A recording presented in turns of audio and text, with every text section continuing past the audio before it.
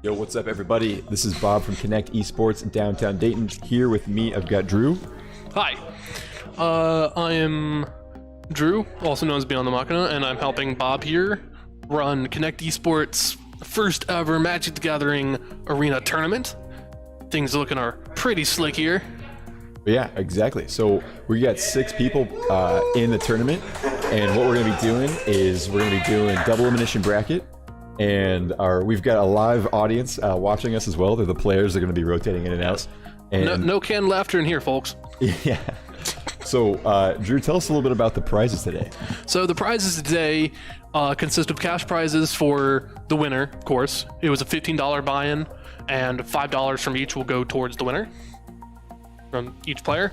And then also there will be a special edition trophy playmat of one of my designs, showcasing all 5 colors of Magic, and tournament champion along the top, and it says Connect Esports right in the middle of it.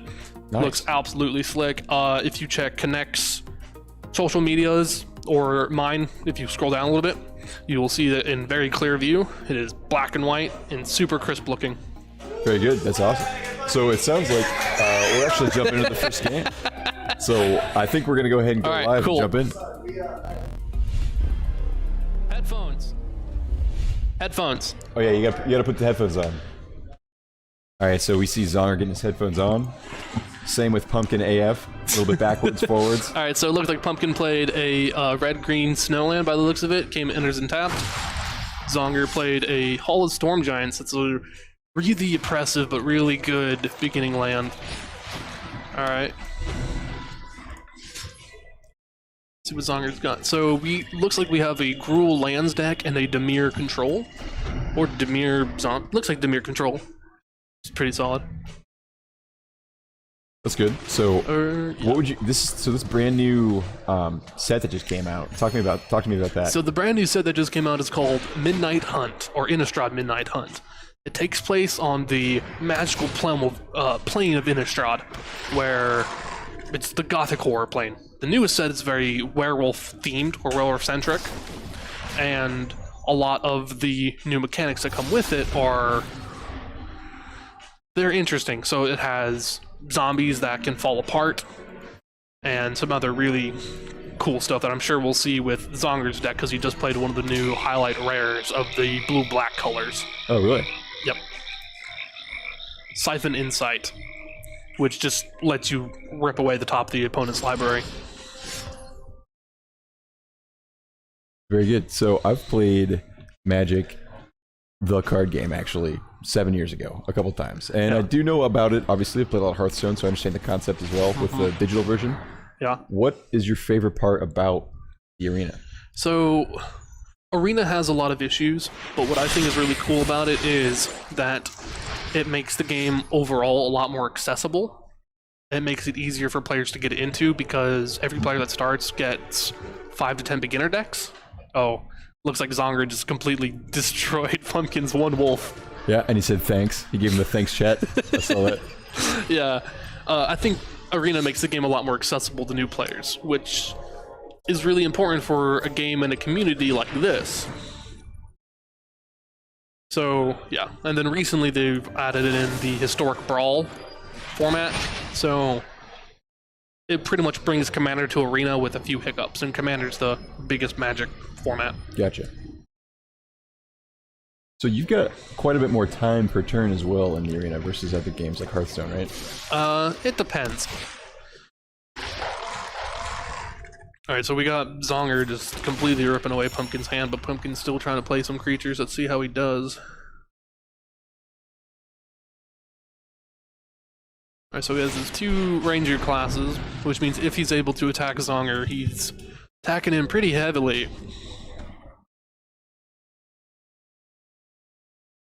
Alright, Zonger's playing a land. Looks like in his hand he has some pretty good control magic and creature removal. Big question is, how long will that last? You could just play that one for a black and just knock it out real quick. And since this set just came out so recently, there really isn't that many main metas or anything, right? I mean, people are still kind of figuring it out. The standard meta as it is right now has gotten recently really shaken up. because it cycled out a lot of problematic sets like Eldraine and Ikoria, where they had some really oppressive mechanics like cycling and just a lot of bonkers stuff in Eldraine. So with the release of Innistrad Midnight Hunt, the standard meta as it is seemingly, hopefully, really healthy because it allows new players to hop in much easier. The Pumpkin's playing a Sfella Ice Shaper, where you can pay some mana, tap it, and create the thing that creates more mana.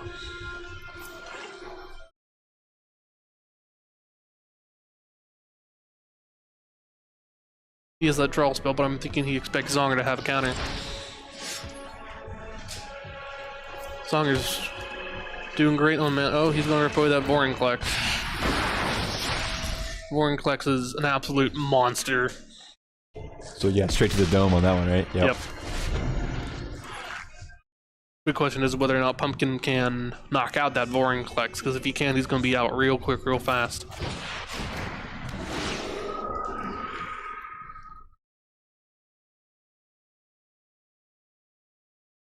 Man, a lot of options here. He does. He's just tutoring for a land right now with the Spirit of Eldegard. Gotcha.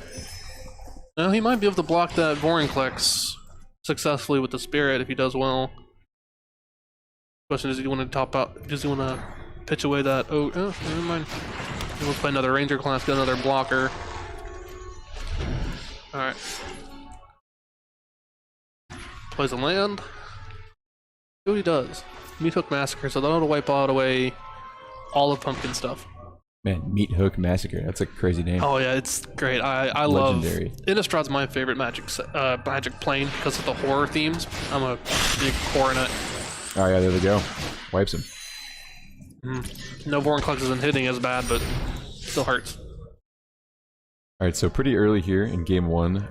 Pretty serious lead, I'd say. Well, I guess it's still pretty. What, mid game now? Are we approaching? It's mid game, but the thing is, there is a pretty serious lead because Vorinclex is out, and that's kind of hard to get rid of. Thank you, Santa Bunny 3, for following. Well, Pumpkin drew a shock. That might not help, but it's cool though. All right, let's see how we go. Zonger's really thinking about his choices here. Does he just want to go beats with that, or does he want to play some other stuff for Flourish? Just go beats. Yep, to the dome, down to 11 health. Like I said, that Vorinclex is disgusting. Hopefully Pumpkin's smart enough to toss away that shock, because that shock is not that helpful right now.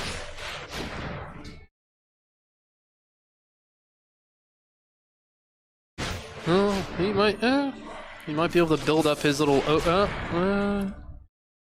So that just Zonger sifting through his library for some stuff. Looks at the top four, picks two of them, puts them in his hand, and puts the rest on the bottom. Oh, So okay, yeah. He's just seeing what he has, which is not helpful here. He gets a land and he gets another memory deluge. Maybe a sacrifice spell. I think it was Shadow's Vortex. Couldn't tell quite what it was.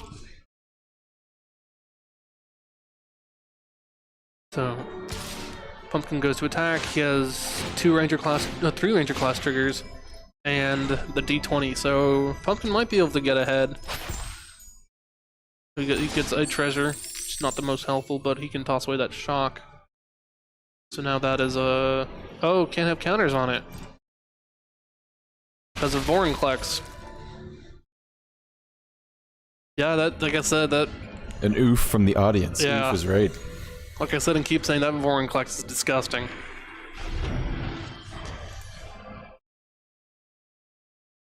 I think Zonger might just run away with the game in a few minutes. Pumpkin does not seem to have an answer at all for it. I think Pumpkin had a chance if Zonger didn't rip away the top card of the deck. Now he's going to just knock out Pumpkin's one creature with the Blizzard Brawl.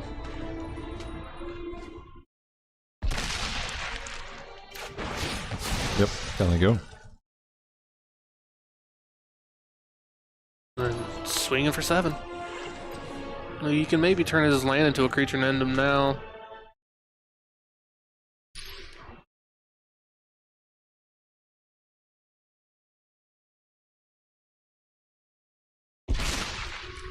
Maybe he's holding the Hall of the Storm Giants for a later time.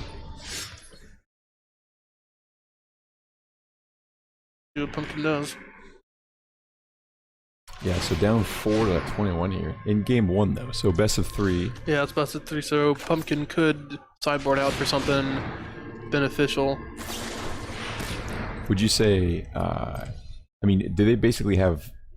They can switch decks in between matches, right? They cannot switch decks in between matches, but Okay, they so do they get have a sideboard. Gotcha. So it's the best of 3 of one deck. So they get a sideboard between each of them that they can switch cards out of. Okay, okay. But then moving to the next, do they have to use the same deck for the whole tournament? Ideally, yes. Okay.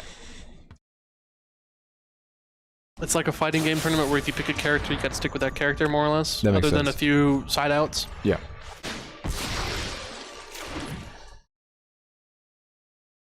So it's Zonger's turn, and Zonger just we got the good game from Pumpkin. Let's see that attack from Zonger, and we'll go to game 2. Yeah, looks like he's got lethal, right? Absolutely. 6 right there. That Vorinclex is just Pumpkin's gonna have a little bit of fun with himself and target himself for fun. Little oops action. Pumpkin could have just done it on his own turn just for the lulz, but it's okay. All right, let's go to game 2. All right, cool. So now the players are sideboarding out to see what they want to pick out.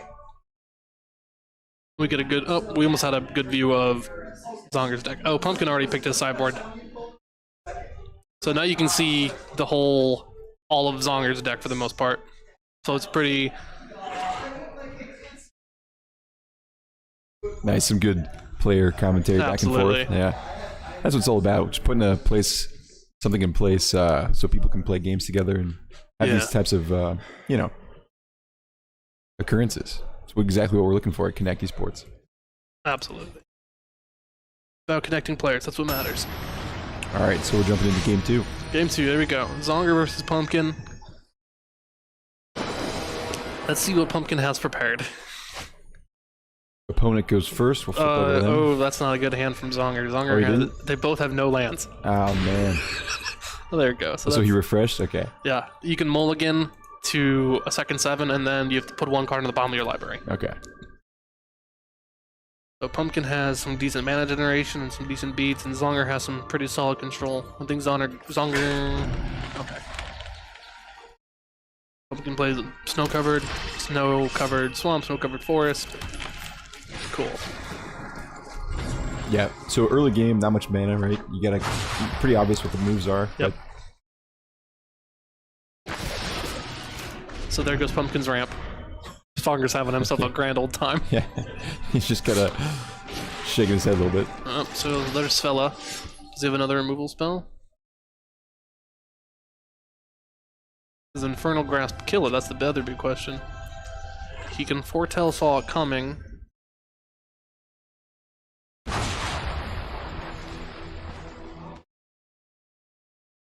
Alright, destroy target creature, yep.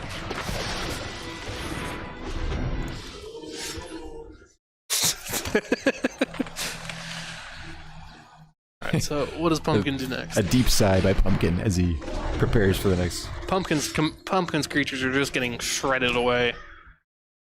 They're not long for this world. He's trying his best, and that's what matters. So we got Druid class, so now Pumpkin can start churning out lands pretty easily, getting life from it.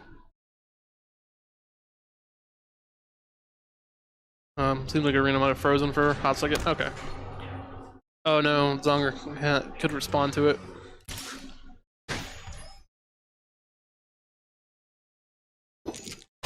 Little dice roll. 18, so now Pumpkin gets 2 treasures he can use for stuff. Nice. Alright, it's a pretty good hit. So now you can play an additional land. Use the treasure for it. Interesting choice. So now Zonger's going to go through the top of his deck, top 4. Pick 2 and put 2 on the bottom. Oh, there's the removal spells.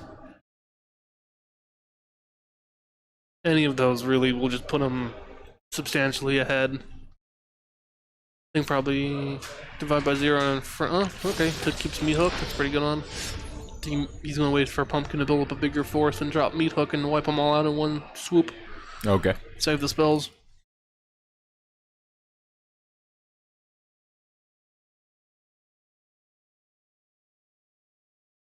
So what's Zonger going? He's waiting. Yeah, he just passed, right? So He's just waiting for Pumpkin to play something, and he's just going to counter it. yeah, so he's down 5 health, but it's not like he's definitely not. Yeah, with control decks, being down health doesn't necessarily matter because you can just counter spells. You almost have to. You're basically not leading. You're almost like counteracting what happens, right? Yes. So Pumpkin gets a treasure.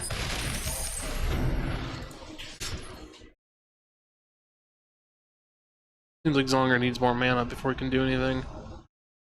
That's what he grabbed the environmental sciences for. He's gonna look for a land, play the land, and probably play removal. Or removal first, then the looking for a land. Nope. Land, then removal.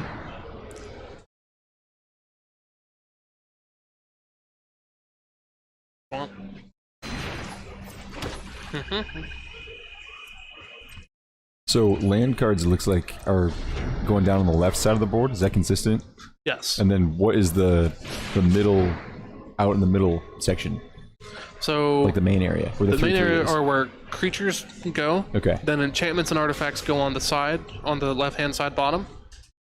Yeah, he's seeing if Zonger wants to counter or return it. Yep. Pumpkin cannot play spells today. But yeah. So creatures go in the direct middle, then lands on the bottom right, Okay, cool.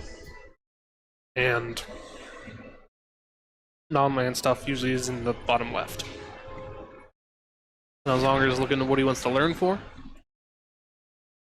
So that one, he can turn a creature into a frog with 1/1. And he can also turn a thing into an octopus with 4/4. Or turn into a frog or an octopus. Good attack.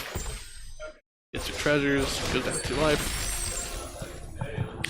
Does he want to try to play this? Oh yeah, he can play it and get away with it because Zonger has no spells. He has no mana, he can use it. Nice. So Pumpkin definitely celebrating that yeah. series of events right there. He's able to play a land. He's able to play a creature and get a land and play the land. Pumpkin can do big stuff time. now. We heard an "Oh God" by Zonger. But he has a handful of counter spells. He didn't want to play that Jawari Ruins, but he had to.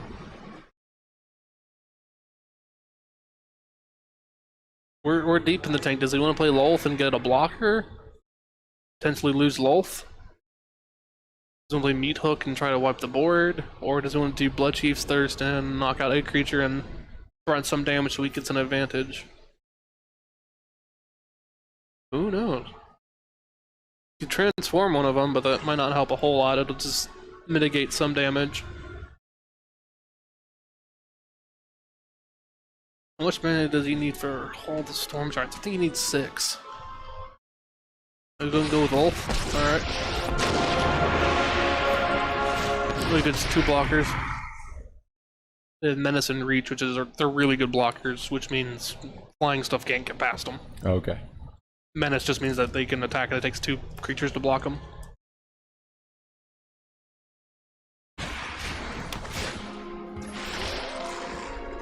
Does he want to do level 2 on Ranger class? And yep. Oh, that's really good. He can use that to knock out one of the spiders and then swing in disgustingly well. Disgustingly well, huh? Alright, so Pumpkin kind of maintaining good control here, right? Very good. Oh, okay. I'm gonna go after Lolth instead of put on the Ogre. He's gonna go after Lolth instead of Zonger himself. Probably could nearly kill Zonger if Zonger's not doing too great. So just ensuring the gap, I guess, right? Trying to really make sure he wins this game too, instead of going for the face too soon. Yeah, but the thing is Zonger can do any of his stuff and remove it. If Pumpkin went after Zonger instead of the Planeswalker, then he'd put Zonger in a lot more of a dangerous position, so he could just draw a shock and play a shock spell. Oh, okay. So he's gonna set that for 4. 4. Wipe the board, and then he'll get Zonger's life back. Pumpkin's probably just gonna play another big beater and go for it. No, replicating ring. Interesting choice. Spirit of Elderguard. Look for a land, play a land.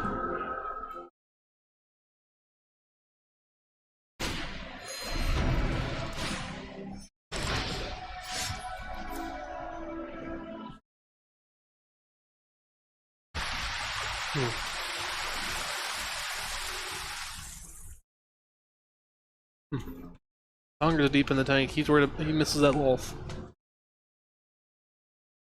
He's a Professor Onyx, so he could play at any moment, but he knows Pumpkin will likely go for the Onyx instead of going for him. Yep. So make him sacrifice the creature. Gains a life. Counter goes on that. Now it's Pumpkin's turn. Pumpkin's not getting a whole lot of draw. Zonger has a full hand. Who knows? Yeah, I mean, this is pretty exciting actually. A little bit leaning more in Zonger's favor, but Pumpkin does have a fighting chance. So now he can play creatures on the top of his library. Sculptor Winter, maybe bait out a removal spell. Yep.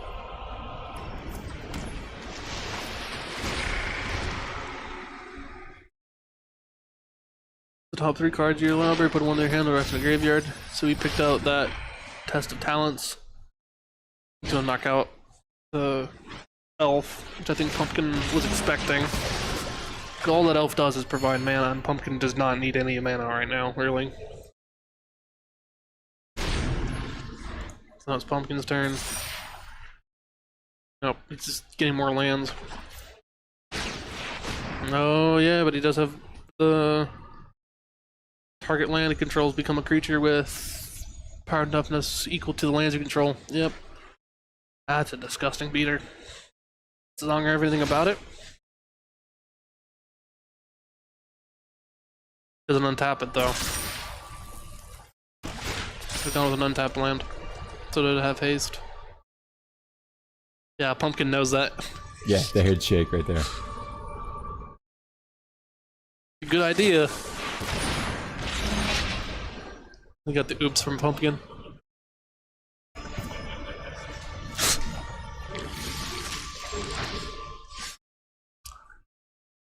Now Zonger's just going to try to destroy the land. Then they can do a 0/1. Nope. Ebon Death is a pretty good blocker, but the problem is it enters and tapped. Bloodline Culling Might. You can turn into a 0/1 with the Mercurial, with the transformation spell, and then you just make it sacrifice it with Onyx. That works too. But there goes Onyx.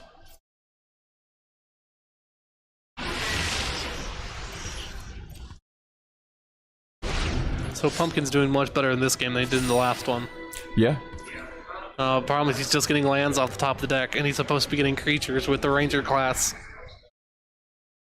Oh, he's exasperated for sure. Plays a land, gets a life. But he's really just delaying the inevitable. Oh, that's not going to last long. He's going to get countered that. Let's see it. Let's see the counter spell. It's all coming. Saw it coming, literally the name. There's a counter spell in the game called Didn't Say Please too, so that's out of standard though, thankfully. You're getting a thumbs up from the audience.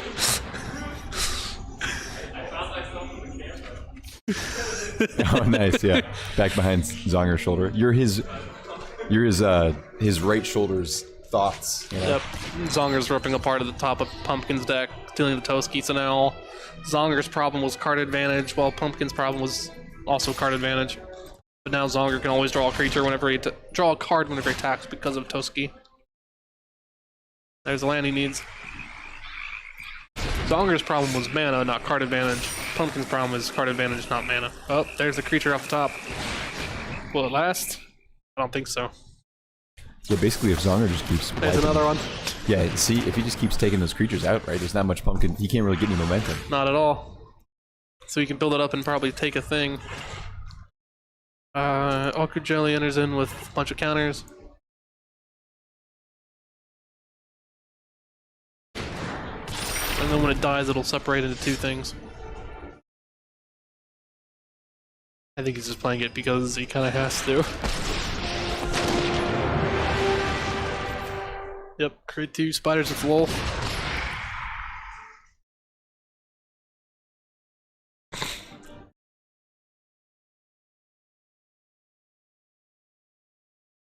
How mean does he want to be? Does he just want to attack with the flyer and call it a day? Looks to be it. Oh, he has to attack with Toski, but Toski's indestructible, so it doesn't matter, really. Oof, down to 7. Oh, and then he can just soul... nope, he's gonna save the soul shatter for another time.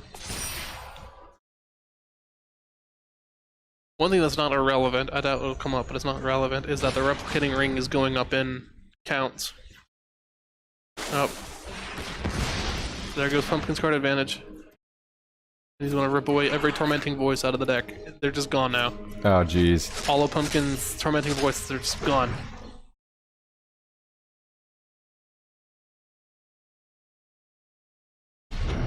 Yep, leave a blocker open.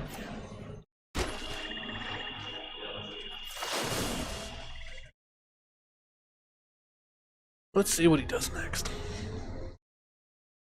So Zonger practically has the game in the bag now. It just depends on how he wants to go about it. He can also just attack and... He can just attack and win. Yep. That's what he chooses to do. Yep. GG. Drop the GG.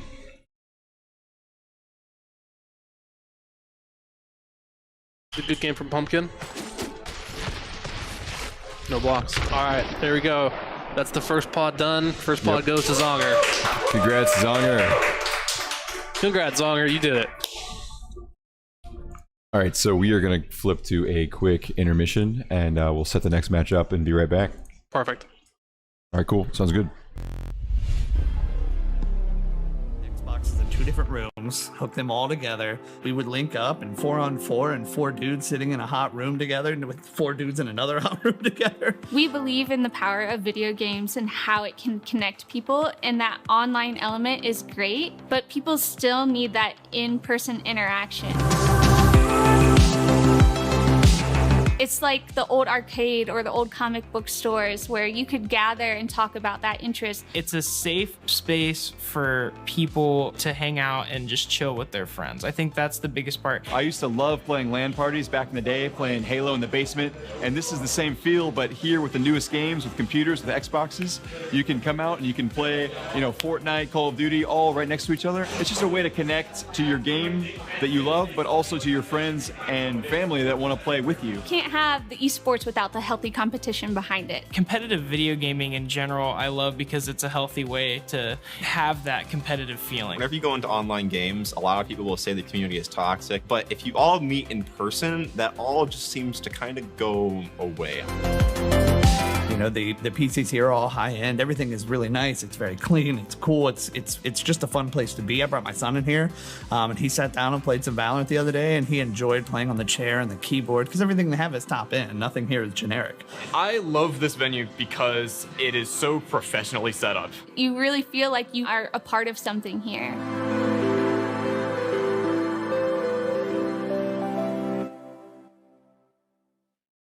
My name is Mary Baldino, and this is Bob Baldino. and we're both the co-owners of Connect Esports in Dayton, Ohio.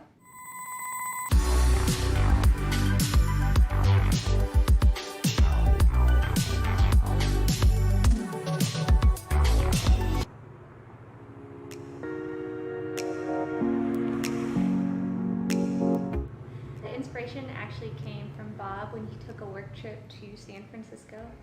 We were out there, and I needed some time to kill, and I went to this place that had video games all over the wall. They had projectors and screens and stuff everywhere, and I thought, man, this is just such a cool spot. They blended into a building that was old and part of the city for sure. It was very unique, so that gave the planet the seed.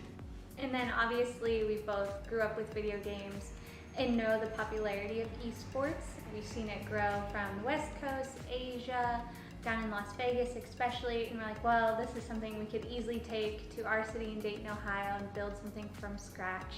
The name came about, Connect Esports is the inspiration hit. Well, video games and esports especially connect people together, and that's what we wanted this space to be as well, a place where not only can you connect in a virtual world online, but now here in the heart of Dayton, we gave it a place where you can connect in person with your friends that you already have, as well as create a new community in the gaming world. Opening a business for the first time, everything's been a learning curve. You can plan as much as you want, and obviously that's the smart thing to do, but no matter what the project is, you're gonna learn new hurdles to jump through, and the biggest thing is just to adapt and really go with the flow. And we've learned that, especially here in this year 2020, our plans to open were obviously hindered due to the outbreak of COVID in the shutdown of Ohio. But one way we really went with it is we opened up online tournaments and partnered with a local organization, Sportial. And then how that mixes into opening now, here in 2020 in November, is just going with masks at all times, really following the protocols here that Dayton has put in place, spreading people out, constant sanitation. And these are things that we can carry on throughout the business, and really ensuring that this is a cleanly place, people want to visit because it feels nice, and you know that you're not going to walk into something unusual and weird. 2020 definitely slowed some things down, but in a way it actually helped a small amount. And the small amount I'm talking about is a lot of people went to video games actually during the social distancing phase, and big names like ESPN and elsewhere on the internet started pulling in NBA 2K20 and all these different Rocket League. So a population of people that may not know as much about video games got exposed to it, especially in March, April, May, when things were really unfortunately ramping up with COVID. So, people now have a little bit more understanding what esports is and the way the tournaments are executed and the types of games that you're able to participate in. So now that we've got a space here in Dayton to bring it to the Dayton market, more people know about it. So hopefully we'll have more participation. We'll have more people that are going to be viewing from home, because all of our tournaments will be streamed live on twitch.tv/Connect Esports. And hopefully it'll just kind of become the next main source of entertainment, for the future. We're extremely excited about the future of our business in Connect Esports and esports in general in Dayton, because we believe this is a city that loves to shop local and use local. And with that, we plan to expand here in the Dayton area, one through partnerships of local organizations, and then hosting larger tournaments here in the Dayton area, hopefully pulling from other cities to bring more tourists here, more attractions here, and have these larger events to really put Dayton on the map for esports. We're really at the cutting edge of this technology, and bringing it to a city like Dayton really puts it at the front. In the United States, there's only a handful of cities that are already participating in things like this. So, the future for Dayton could hold, there's a lot of opportunities. Yeah. We could even be one of the main, hubs or teams involved in bigger leagues. How the MLS became popular, and then the LA Galaxy and all these teams kind of started sprouting up. Well, Dayton could be, in a League of Legends or Counter-Strike league, just like the Dayton Dragons farming for the Reds. Hopefully we're a space that can become something like that, and then build a team that can really take it to the next level and compete.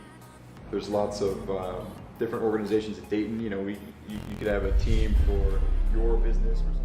I don't care either way. Yo, what up? All right, we're back, so we're getting ready to jump into our next match. Did we update the player names, Drew? I can do play-by-play. Yes. OBS. I think the names, or wait a minute, let me double check to see if player one's names have been updated. Yeah, D-Bird and Necrozak. We're good. We're good. I'll we're do good. play-by-play. No, Drew, we're good. You can come back. I checked them out. Yeah. Yeah, obviously. Was the All right. that bad? So yeah, we are going to be jumping into this match. I'm just confident I can do it. Yeah. That's fair. And we're live. We're back. We're live. So Absolutely. We do have a co-commentator as well this time. Drew, who's next to you? Right next to me, I have Mike. Yeah, Mike Brill. Hello, everyone. Glad to be here with you all. Excited to be commentating and competing in this event. Absolutely. Very nice. So Mike will do some of the play-by-play for this upcoming game, and I'll shift to color commentary. And Bob, if you have any questions or remarks, please feel free, more than free to say something. So just real quick, we are going into the Zach versus Derek match right now. We just watched Nick and Pumpkin, so let's go ahead and jump in.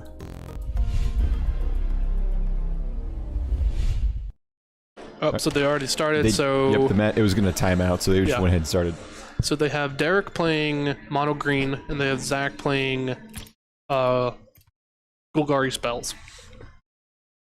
Yeah, so you see Zach attack here with the eye twitch. So this is a deck of Zach's deck is a deck of my own design. Looks like Derek's playing. Looks to be mono green beats. By the looks of it. Yeah, Derek just has a pretty classic mono green aggro deck there. Perfect. And you see him get some four damage in there. Plays this tracker. So now Zach has some answers, but the problem is he's not getting any mana to do stuff with. He can sacrifice his eye twitch, draw some cards, and learn as well. Couple options here for Zach to get out of his sideboard. You can create some blockers, he can create something else.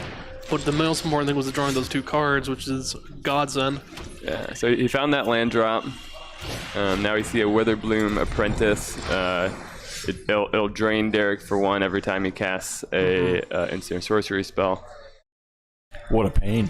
Cast or copies an instant sorcery spell. Cast or copies. Copies are relevant here. They are relevant because we know Plum for the Forbidden is in Zach's hand there. We have a comment saying, "Oh my God, it's Mike on the mic." Mike on the mic. Mike on the mic. What's that old BC Boys song? I just know Sabotage. So, oh, you should listen to more BC Boys. It's so good. Guys, Zach's already at 8 health. Are we concerned, or is this a No, late we're game not deck? concerned. Okay. He'll play another Witherbloom and play any spell, and he'll start getting his life back. yeah, he can regain some of that life. He can also just play the Pest, and then now he has 2 blockers. So as long as Derek doesn't have Trample, Zach's not going to be losing in life. If anything, he'll gain them because of the Pest. When they die, they'll gain them a life.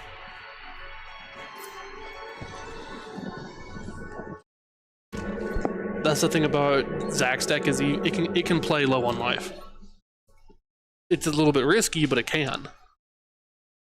Especially next turn if Zach can play the other Witherbloom and then the Plum the Forbidden, he can get rid of those tokens and get a bunch of life and draw cards. So you see Derek's got enough mana here to play Red 7. Powerful Planeswalker. And then Red 7 can turn the lands into the creature. Well, it makes tree folks. Yes. But so we'll see Derek attack first, and looks like a chump block from Zach gonna gain 2 life off of the Pest as well. Yeah.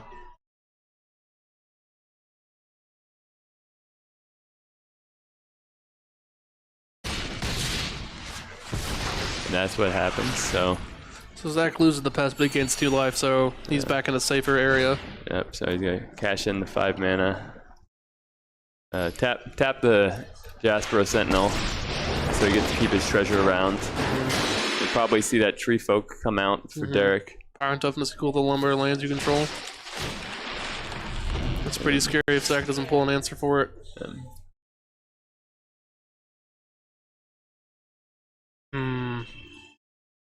So I think we might start to see some of the synergies in Zach's deck start here. We might. Let's hope. He has enough mana to play some more Magecraft creatures. That one? Okay. Hopefully he does not attack. You'll just lose his dude immediately. There you go. Honestly, depending upon what Derek swings with, Zach can just front the attack and not worry about it. Derek +1s with Ren 7 finds a land. Let's see. So he's got a lot of mana, a lot of options. Yeah, I think if Derek swung out, I think if Zach took the hit, maybe blocked the 5/5. Yeah. Zach would be completely fine and be able to start going off. Yeah. He only needs one. Yeah. Hopefully, he just blocks the 5/5 with one of the Witherbloom ones and Yeah. takes the 7. Yeah. So Zach's issue has been he has all these creatures that synergize with the spells, but he hasn't really had the spells to use. So he has that plum. Oh, he has that plum. Yeah, Plum the Forbidden. That plum is really good. I think maybe if he held on to one more of the creatures, he could be in a slightly better position, but yeah, it just happens sometimes. If he had the 2 Witherbloom out, he could regain all of that life back with the plum. Yeah, that's true.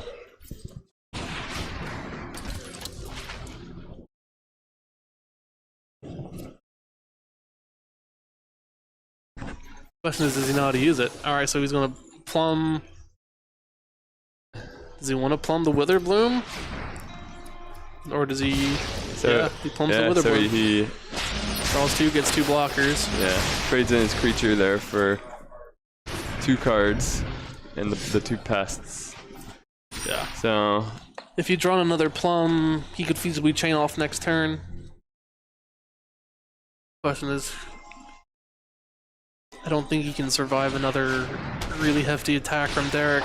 yeah, Zach's really just buying time, and hasn't been able to control the horde of big green creatures from Derek's side here.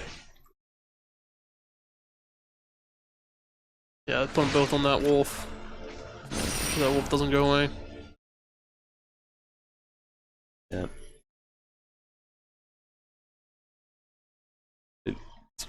It's 7 damage coming through, so he's going to make another block here.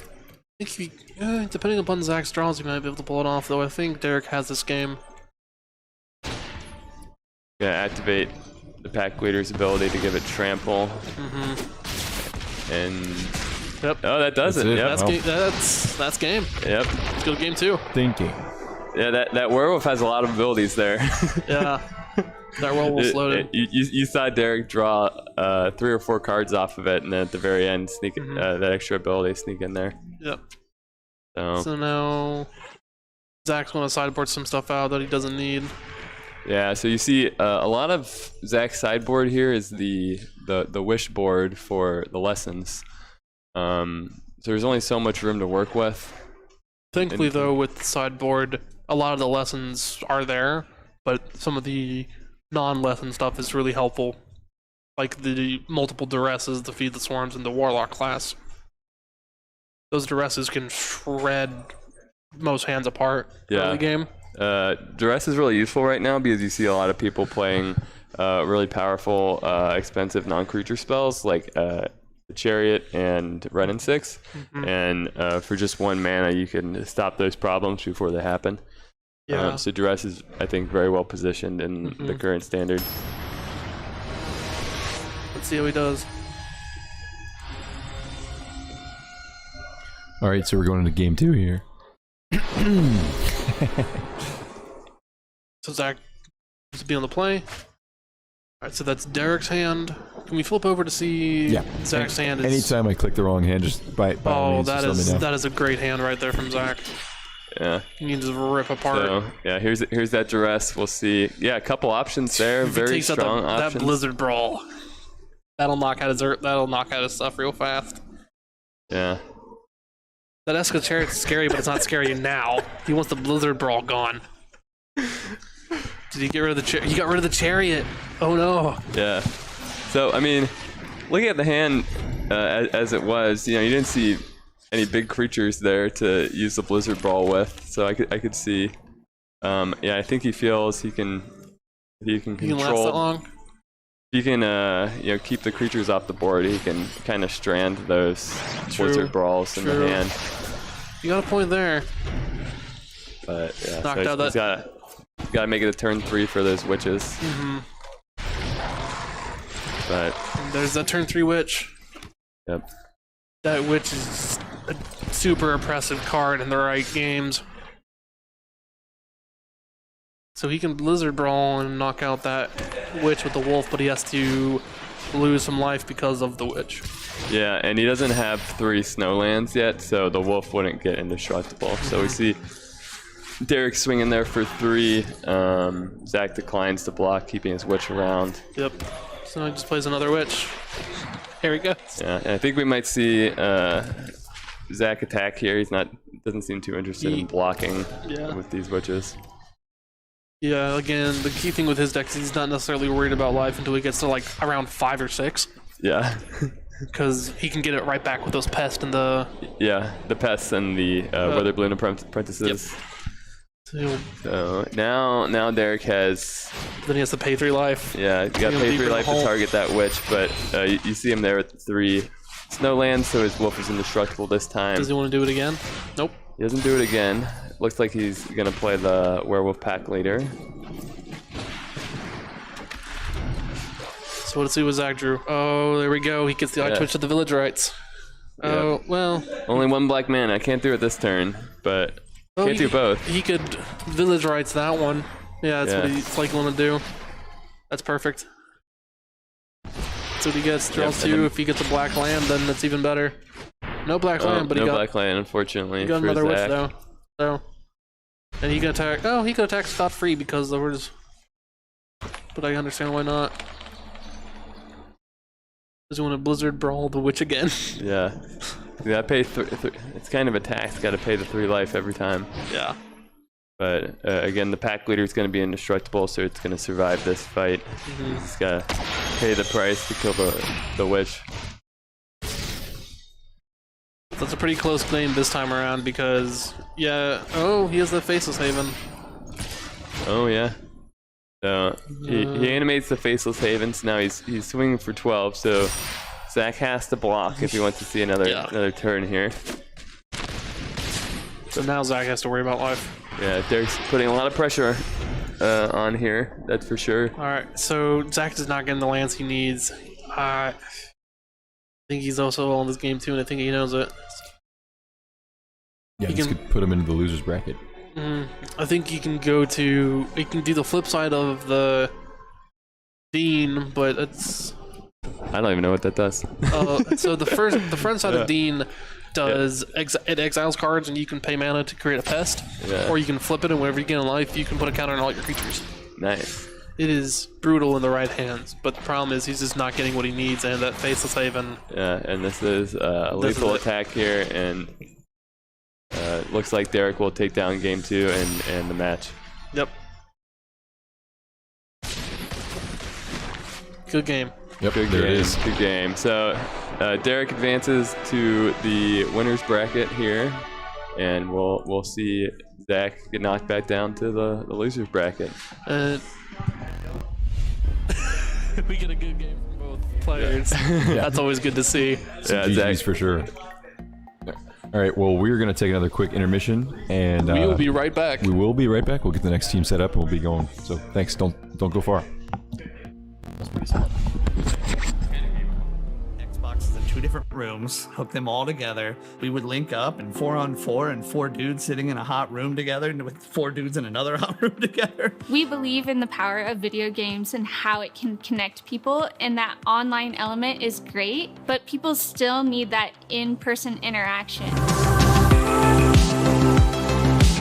It's like the old arcade or the old comic book stores where you could gather and talk about that interest. It's a safe space for people to hang out and just chill with their friends. I think that's the biggest part. I used to love playing LAN parties back in the day, playing Halo in the basement, and this is the same feel, but here with the newest games, with computers, with Xboxes, you can come out and you can play, Fortnite, Call of Duty, all right next to each other. It's just a way to connect to your game that you love, but also to your friends and family that want to play with you. Can't have the esports without the healthy competition behind it. Competitive video gaming in general, I love because it's a healthy way to have that competitive feeling. Whenever you go into online games, a lot of people will say the community is toxic, but if you all meet in person, that all just seems to kind of go away. The PCs here are all high end. Everything is really nice. It's very clean. It's cool. It's just a fun place to be. I brought my son in here, and he sat down and played some Valorant the other day, and he enjoyed playing on the chair and the keyboard because everything they have is top end. Nothing here is generic. I love this venue because it is so professionally set up. You really feel like you are a part of something here.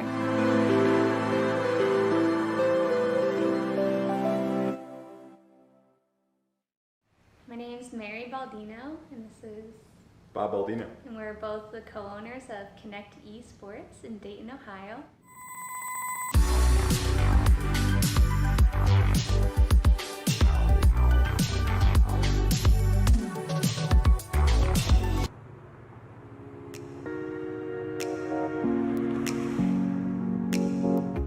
The inspiration actually came from Bob when he took a work trip to San Francisco. We were out there and I needed some time to kill, and I went to this place that had video games all over the wall. They had projectors and screens and stuff everywhere, and I thought, man, this is just such a cool spot. They blended into a building that was old and part of the city for sure. It was very unique, so that planted the seed. And then obviously we both grew up with video games and know the popularity of esports. We've seen it grow from the West Coast, Asia, down in Las Vegas especially, and we're like, well, this is something we could easily take to our city in Dayton, Ohio and build something from scratch. The name came about, Connect Esports is the inspiration hit, well, video games and esports especially connect people together, and that's what we wanted this space to be as well, a place where not only can you connect in a virtual world online, but now here in the heart of Dayton, we gave it a place where you can connect in person with your friends that you already have, as well as create a new community in the gaming world. Opening a business for the first time everything's been a learning curve. You can plan as much as you want, and obviously that's the smart thing to do, but no matter what the project is, you're gonna learn new hurdles to jump through, and the biggest thing is just to adapt and really go with the flow. And we've learned that, especially here in this year 2020, our plans to open were obviously hindered due to the outbreak of COVID in the shutdown of Ohio. But one way we really went with it is we opened up online tournaments and partnered with a local organization, Sportial. And then how that mixes into opening now, here in 2020 in November, is just going with masks at all times, really following the protocols here that Dayton has put in place, spreading people out, constant sanitation. And these are things that we can carry on throughout the business and really ensuring that this is a cleanly place, people want to visit because it feels nice, and you know that you're not going to walk into something unusual and weird. 2020 definitely slowed some things down, but in a way it actually helped a small amount. And the small amount I'm talking about is a lot of people went to video games actually during the social distancing phase, and big names like ESPN and elsewhere on the internet started pulling in NBA 2K20 and all these different Rocket League. So a population of people that may not know as much about video games got exposed to it, especially in March, April, May, when things were really unfortunately ramping up with COVID. So, people now have a little bit more understanding what esports is and the way the tournaments are executed and the types of games that you're able to participate in. So now that we've got a space here in Dayton to bring it to the Dayton market, more people know about it. So hopefully we'll have more participation. We'll have more people that are going to be viewing from home, because all of our tournaments will be streamed live on twitch.tv/Connect Esports. And hopefully it'll just kind of become the next main source of entertainment, for the future. We're extremely excited about the future of our business in Connect Esports and esports in general in Dayton, because we believe this is a city that loves it. All right, everybody, we're back. All right, so what we're going to do, we got our next match planned right now, and we've got a new co-commentator. Who do we got? Hey there, I'm Pumpkin, loser of the first round, and ready to commentate on the next. So, a brief question, Pumpkin, before we go to our game. How do you feel about animating a tapped land? It was a wonderful life choice. Who's in the audience? Yeah. Okay, that was lovely. Let's go to the game. Let's go with that. All right, we're going in. All right, so we have Mike here on Is It Dragons, and we have Zonger on Demir Control. Okay. They've each played their lands. They're going into just playing their regular spells. It looks like Zonger at one point might have ripped a sudden insight away from the deck, and has now stolen an expressive iteration from Mike. Yep. Thank you for following Cameron.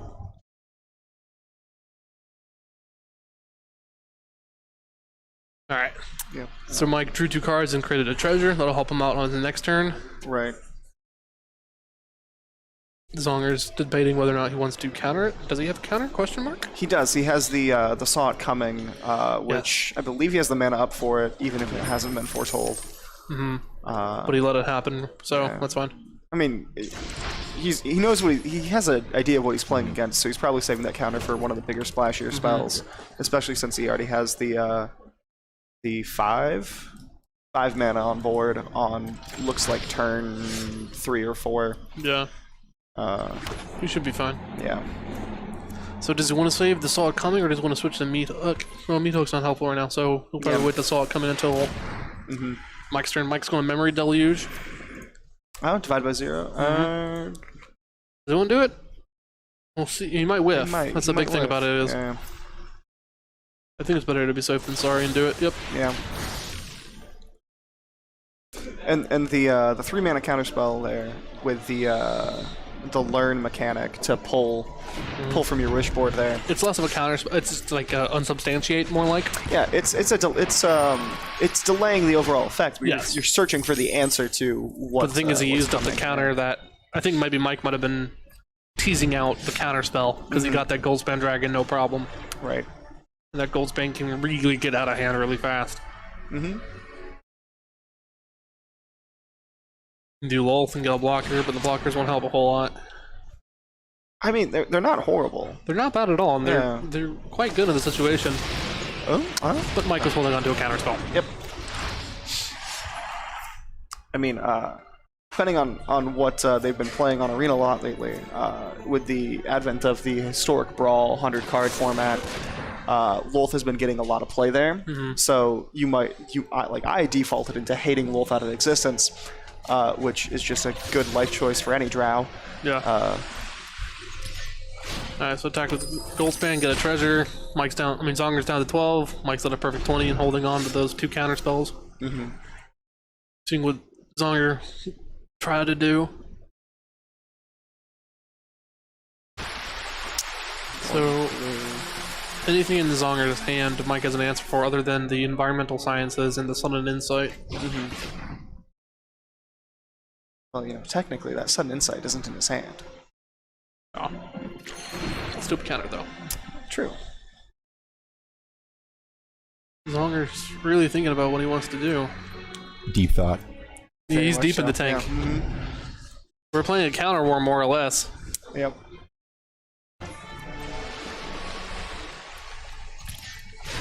And in this counter war, we just have Mike just continually beating the tar out of Zonger.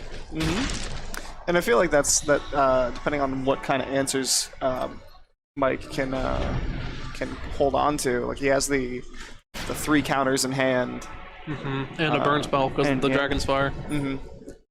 It could end up going fairly south fairly quickly for Zonger, even if he does pull off a good counter. So he did expressive iteration, lets him look at the top 3 cards, put 1 in the hand, 1 into the bottom, and 1 into exile, which he can play. So he's going to exile the land, put the Onyx into his hand, and the other land into the deck. Yep. So the thing is, does he want to play the stuff, or does he want to hold on to his counter spells? He can foretell the counter spell and then play it on another turn. Right, but that's kind of. I mean, I don't think he has any other foretell spells in this deck. He's gonna try to saw it coming. If he saws it coming, Is he thinking it? He'll try to fish out a counter spell. Or is he gonna let it resolve and then just counter the thing that he finds? Hope he whiffs, yeah. Yeah. I think in this circumstance, it might be better to counter the Deluge than to, too late. No, there we go. So now Zonger's going. Now Mike's going to try to play the counter war and get the all-round. And does he have the mana for it? Like he has he has the mana for it. No, to survive the counter war. I think so. Because all of his counter spells are 2 mana, and it looks like they're situational, so they're 2 mana, but they counter anything 4 or more. So that doesn't stop Saw It Coming, but it does have a negate. So there's the negate. And you gotta pay the mana for it. Now the negate's on the stack. Alright, so that's turn 1. That's game 1. Mike's got it. Mike's stolen it away. Yeah, there's nothing.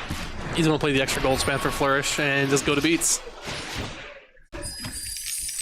Absolutely brutal. Absolutely brutal. We go to game 2. Well, GG. Yeah. Let's see if they're gonna side anything in.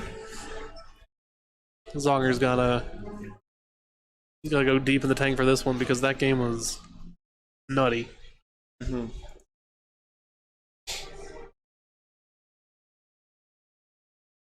It's interesting, like the different layout styles kind of reflect the personalities. A little bit, yeah. You know, with the traditional side versus bottom. Mm-hmm.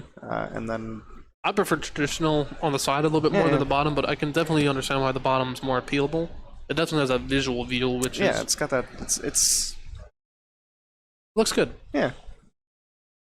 And that is our color commentary on the lovely... I think you mean 5-color commentary. We just got an eye roll from the crowd. That was stupid. Well, if they wanted intelligent commentary, they wouldn't look for it. We'd look right here. There we go. Yeah, but got Bob in for the confidence boost. Right. Big love, Bob. Big love. All right, so it looks like we're deep in the tank with the sideboard. What's Mike gonna do? I think he's about decided that we might. He gets rid of a Prismari command. See what he wants to do. He got it back. He pulled it back. A smoldering egg, which is really good for the dragon stuff. It feels like very much he's just tinkering right now. He's not really. I don't think he has a mind like a specific plan in mind for what he's fetching for. So it might be one of those things where he has an idea in mind, or he doesn't. Right. So I guess we will see how it turns out. Mm-hmm. So I think it will be on Zonger because Zonger lost, so it'll be on Zonger's pick. If we could switch to Zonger. Mm-hmm. So. Oh, and he's shooting the draw first. Yeah, it's an interesting choice. But he's got a pretty good land pick, and he's got the sudden insight. Mm-hmm.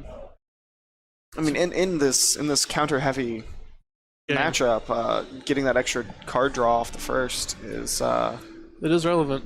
Yeah, better to fetch for answers. Does he?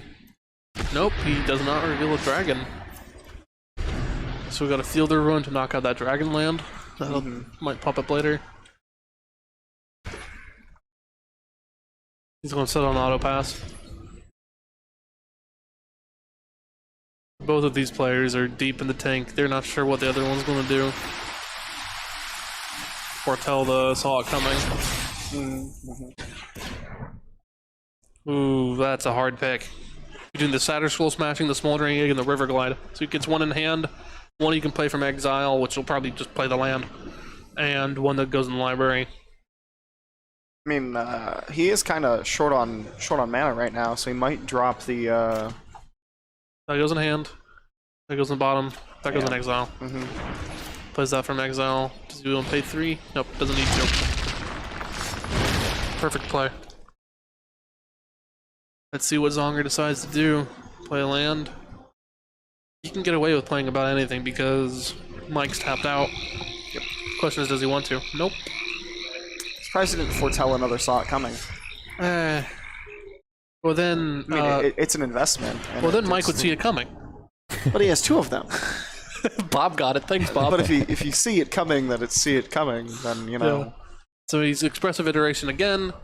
He's going to put Prismari in hand, put that one into the library, and then that one into Exile, and then play it. Yep. He can foretell the all-round. That'd be interesting. Nope. At the end of his turn, he's going to flip the top cards away. Probably steal the Prismari command. He might still, well, yeah. Steal the Prismari command. There's the land he was looking for. Does he want to play the Prismari command and see if he can get away with it? Nope. Holds on to it.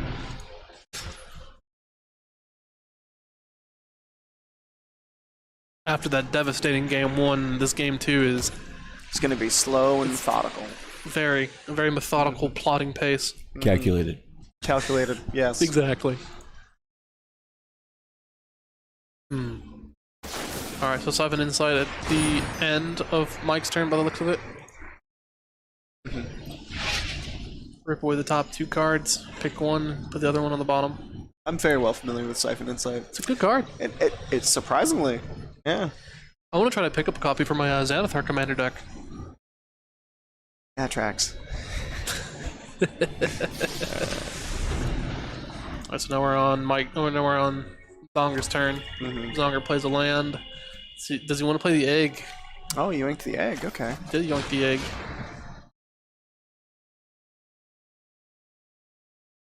And that one is when you cast an instant sorcery spell, put amber counters on it, and then once it transforms after you hit into a number of amber counters. And then the flip side is disgusting. Oh, okay. I think it's when you cast a spell, it does damage, I believe. It tracks. See what happens. Mike does a memory deluge at the end of Zonger's turn. Oh, didn't mean to. Maybe? Yeah. Maybe. Let's see. Or he's messing with him. He might be. could That be. he might be. That is relevant. We got a sly little look on Mike's face there for a hot second, so who knows? Yeah, he's. Oh, yeah, look at him. That's Look at that smile. Looks suspicious. he was baiting out the counterspell. Yeah, that sounds like it.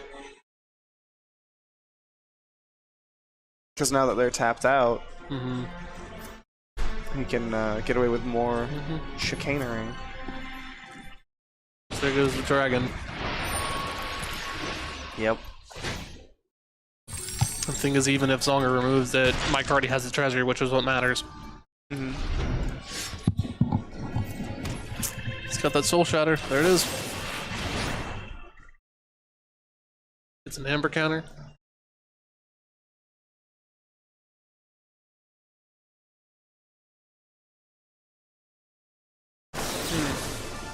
Oh. Engage from Mike.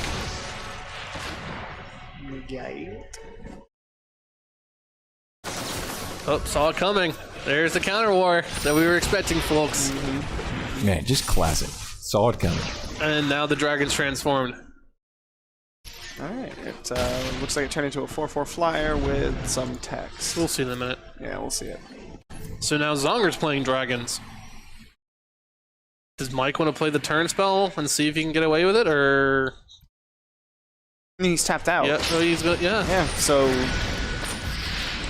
get those doubles. The thing is, he doesn't really put him in that much of an advantage for taking the turn. It just gets 2 chip damage onto Zonger, and he lets him play some more spells. It does give him the extra turn, but what is he going to use it for? I mean, if he like he's gonna get the deluge and he whiffed. Yeah. But Not terribly so, but still. Place a land. yeah, but he's not really advancing his board state at all. He's gonna hope for a good draw, but He's playing an extra turn spells and a ramp spell. That's the big brain play. You need the extra mana, you see. yes, yeah. Hit him for 2 and hope for the best. At this point, Zonger's not playing his deck, he's playing Mike's deck.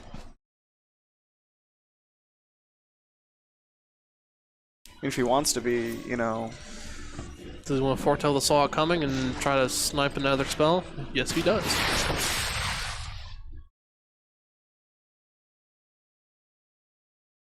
Good to attack.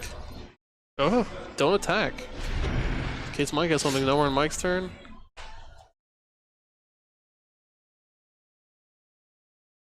What does he want to do?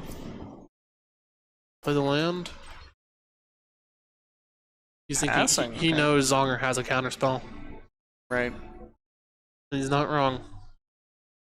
But there's only one thing Zonger really foretells in his deck, and that's Saw it coming. Right. So the for sure foresaw spell, Mike can probably safely assume it's Saw it coming. Right. So now Zonger's trying to think about, does he want to gain the life by playing Meat Hook and knocking out those birds? Or does he want to play Onyx and try to go up in advantage? And he's passing. Interesting choice. Maybe he's counting on Mike to play someone really big and scary. Does your mana roll over if you pass? It does not. You don't collect mana on other players' turns usually. I mean, you can tap your lands for mana on another player's turn, but if you tap a thing for mana, you don't get the mana on the next turn. Gotcha. It empties from your mana pool as steps and phases end. Thank you. We got the Memory Deluge. Oh, it resolved, so now... It's a second. Did he only pick one? I think he picked 2. He's checking the other one. So he's going to pick the Elrond's Epiphany, he's going to pick the Smoldering Egg, question mark?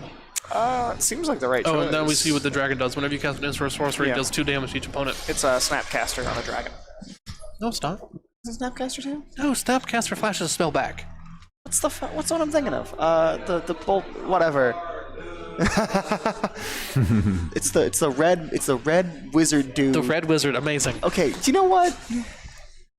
I don't even play red.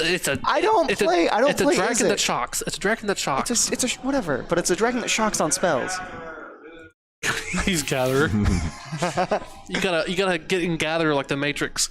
Oh yeah, let me just jack in real quick. No, this is a public space. Don't do that. Does he want to play the extra turn spell and fish out that counter spell? Do we have a technical issue over there, Bob? No, just your guys's. You just looked a little bit blurry. So if she taps on on this one, yeah. If she taps on your faces, it should clear up in a second. All right, cool. Work? Yeah, maybe. Looks about the same. I might back it up a little bit. Looks a little zoomed in. It could just be that one of us is naturally blurry. That could be it. That's the reason they've never found Bigfoot. You see, he's just naturally blurry. Anyway, so now he's gonna shock the he bird. did drop the Prismari and shocks the bird. Yeah. Does that count as bolting the bird? It's shocking the bird. Yes, but in the alignment chart. Bolts 3 damage. Okay, in the alignment chart of bolting the bird, it is a bird. It is a shot. It is a direct damage stone. It's not a bolt. It's not a bolt. It's not a bolt, but it's a bolt. See? We'll have to get Zach up here to commentate you. Let's put Pumpkin back in the patch. Anyway. Never heard that one before. So now it's Zonger trying to think about what he wants to do. He got rid of the blockers. It's a very methodical game. So try to play Professor Onyx, get Disdainful stroked. Does he want to Gerard? Oh, saw it coming, yep.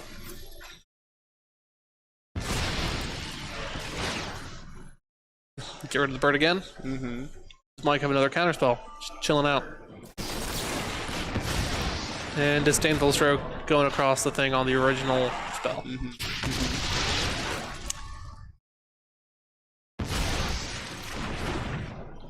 And go to beats. Yeah. So Mike foretold the Allrun's Epiphany. He's probably want to play it on this upcoming turn. Now that Zonger's tapped out. Smoldering Egg, Allrun.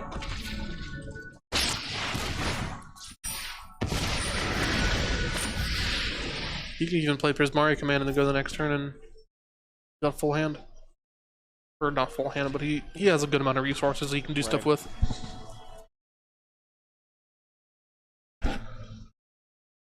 Not to mention those extra counters on that egg.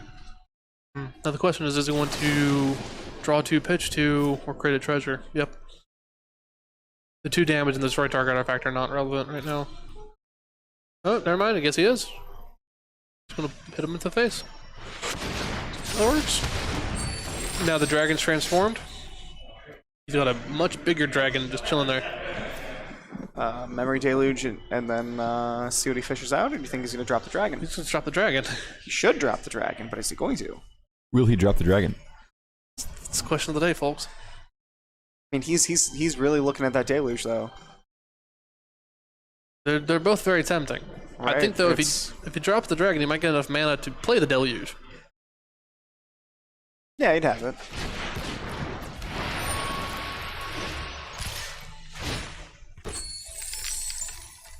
points in that game, though. Doesn't matter if he can. If he drops the deluge, he gets the ping for 2. And there goes the shock damage.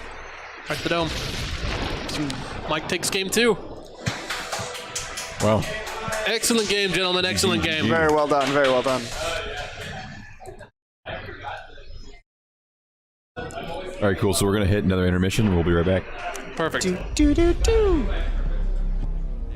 in 2 different rooms, hook them all together. We would link up and 4-on-4 and 4 dudes sitting in a hot room together and with 4 dudes in another hot room together. We believe in the power of video games and how it can connect people, and that online element is great, but people still need that in-person interaction.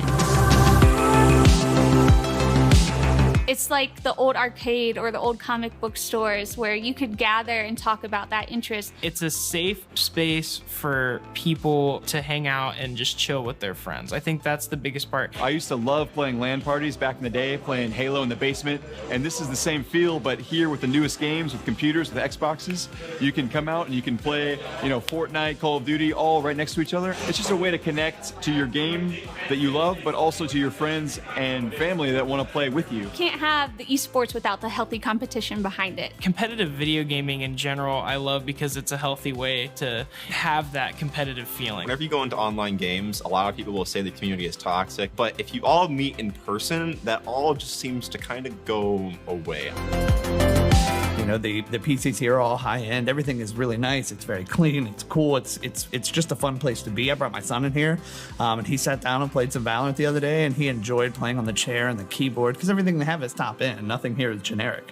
I love this venue because it is so professionally set up. You really feel like you are a part of something here.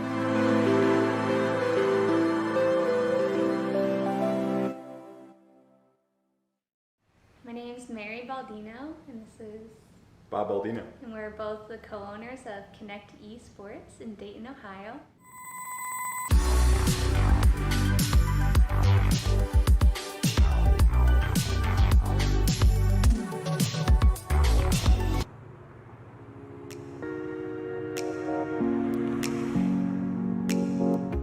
The inspiration actually came from Bob when he took a work trip to San Francisco.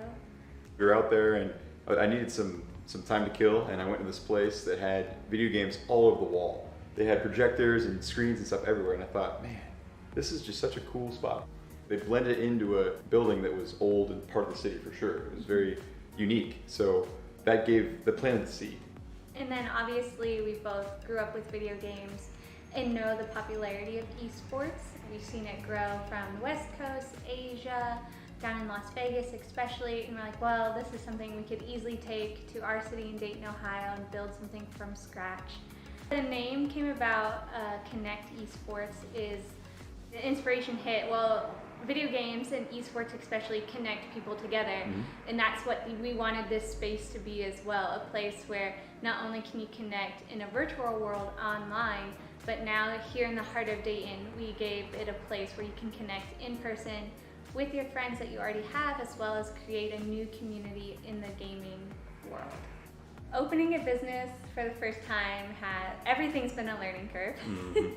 You can plan as much as you want, and obviously that's the smart thing to do, but no matter what the project is, you're gonna learn new hurdles to jump through, and the biggest thing is just to adapt and really go with the flow. And we've learned that, especially here in this year 2020, our plans to open were obviously hindered due to the outbreak of COVID in the shutdown of Ohio.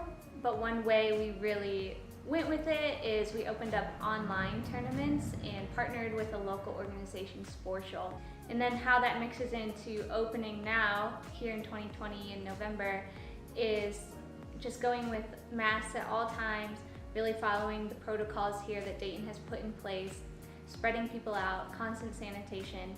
And these are things that we can carry on throughout the business and really ensuring that this is a cleanly place, people want to visit because it feels nice, and you know that you're not going to walk into something unusual and weird.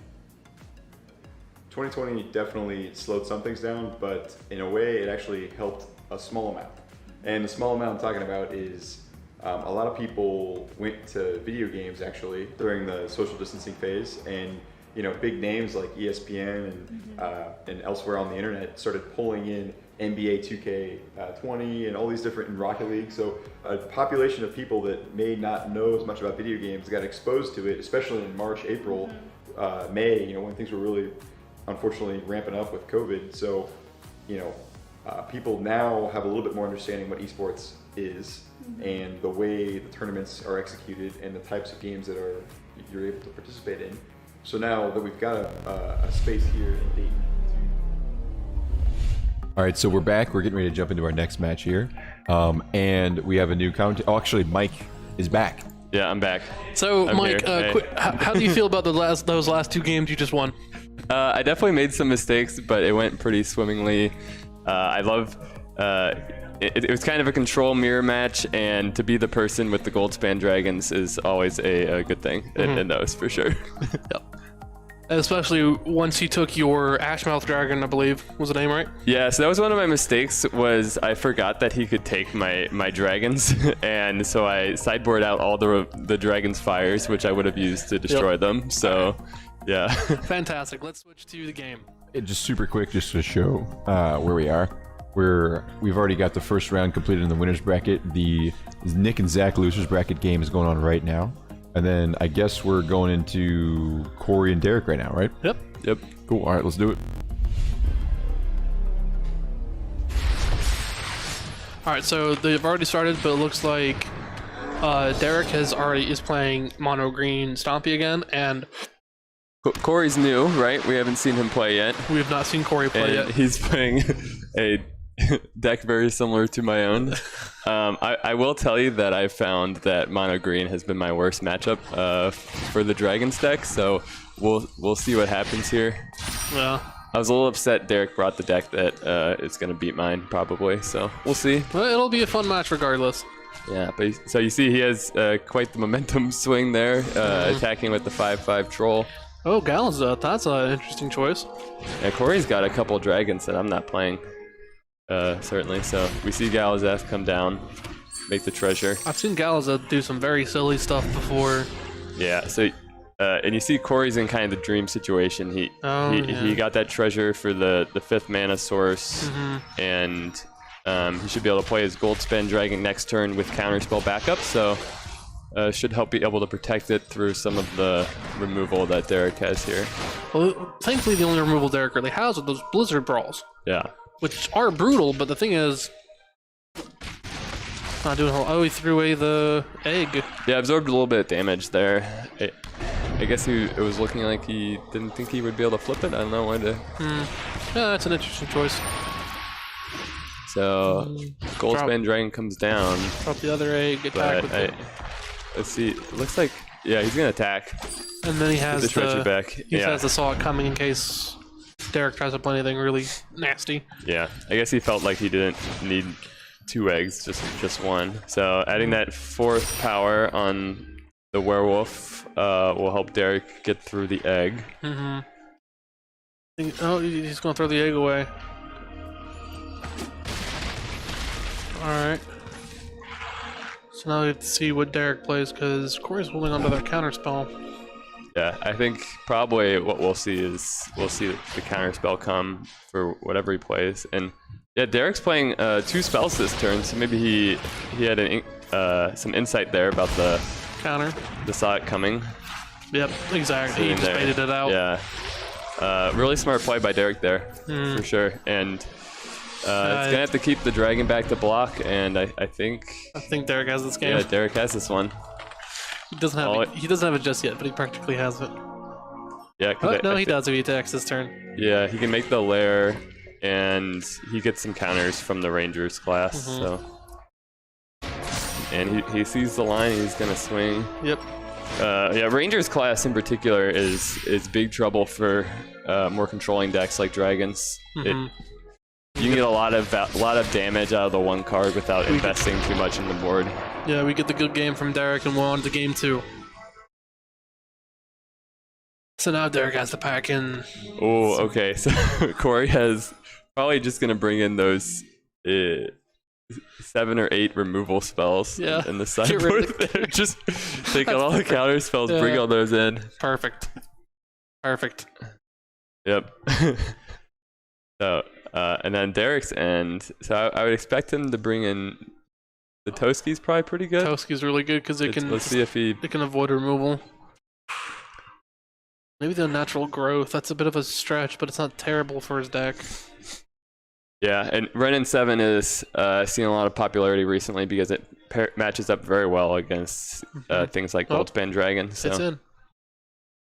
So, oh yeah, you see he's brought in some plummets there to help with the dragons. Derek's not sure. He's deep in the tank. Yeah, gotta find a few more cuts there.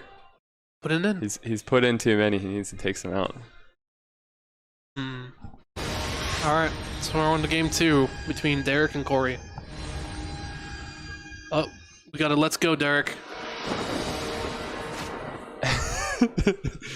Stop spamming symbols. No. You got to stick to 3 exclamation marks. Yeah. Oh my god, how could you? Yeah, how dare you? The bots are so angry. Yeah, the default bot settings are very angry. Oh, there we go. Get that turn spell. That's the thing, though, is Derek doesn't have anything against those All-in Epiphanies, does he? Yeah, so that's the big advantage that the Dragons deck has, is you can sometimes just get to a point where you can take every turn left in the game and win that way. So, well... Interesting. Alright, he just waits. It's a good move. Wait, yeah. That mono green gets me too hyped. Sorry, that's understandable. It is a pretty hyped deck. It's very big and explosive. Could take some really brutal turns. Yep. So we'll see the troll this turn. He'll have 5 mana next turn for Renin 7. So Derek's doing his thing. Both players have quite a few lands. Yeah, they're both well equipped, but like it's not just lands.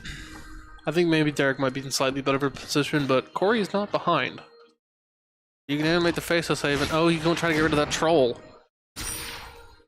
Oh, okay. So we'll see if Derek accepts the trade here. Nope. He does not. That's you can tell by Corey. You can tell by Corey's face he wanted to trade that. It's not what he wanted, but that's what happens. Yeah. And I think you'll see him, make a 4/4 tree folk here. Does the tree folk have any? It does have reach. It does have reach. That's why it goes so well against the dragons. That's brutal. So yeah. So we got to behold the multiverse in his hand. That's pretty good. Does he want to try to trade the tree folk again? Yeah. So he can play the Goldspan Dragon, but it'll have to trade with the tree folk if it attacks. The question is that a worthwhile trade? He gets the treasure out of it. So and he can. No, never mind. That's he can. Most you can do is behold. Isn't great. Nope. Just trades. Maybe just letting his turn spells. Snowball up. You can take quite a few turns here, but it's up to the top of his deck what he can do with those turns. And Derek's found pretty much every land in his deck at this point. I think even with all the lands in his deck, I don't think he's behind. Doesn't seem too happy about that. And curious, he didn't attack with the lair of the Hydra. I'm not sure why. So he's going to foretell the whole multiverse. He's going to animate the face of Haven. Oh, okay, I see. Yeah, he wants to. Oh, yeah, that makes sense. So Derek's trying to block. He's trying to use his lands to block to protect his Renin 7, it seems. Yeah. Or not. Or he's nope.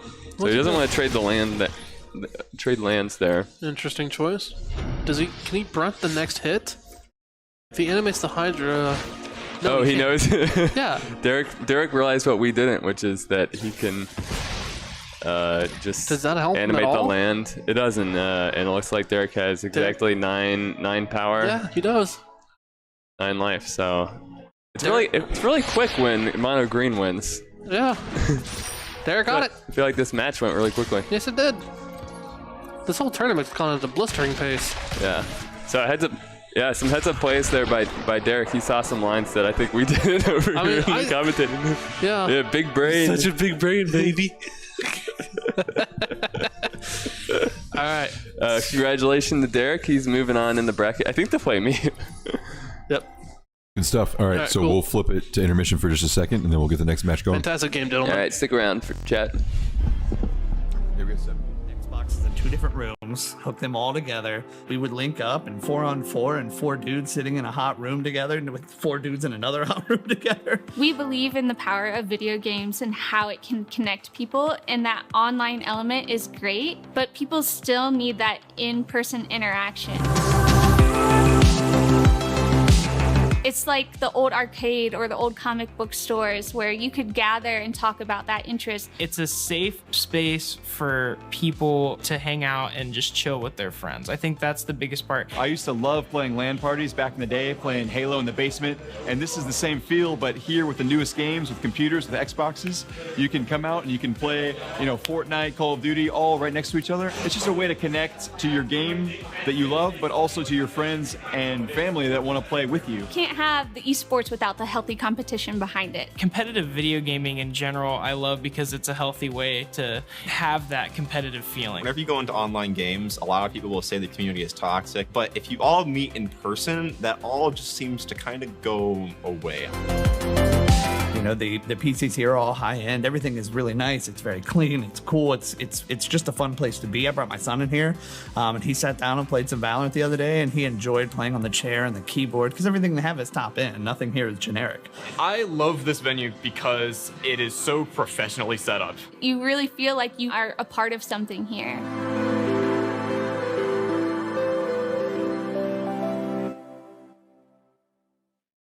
My name is Mary Baldino, and this is Bob Baldino. and we're both the co-owners of Connect Esports in Dayton, Ohio.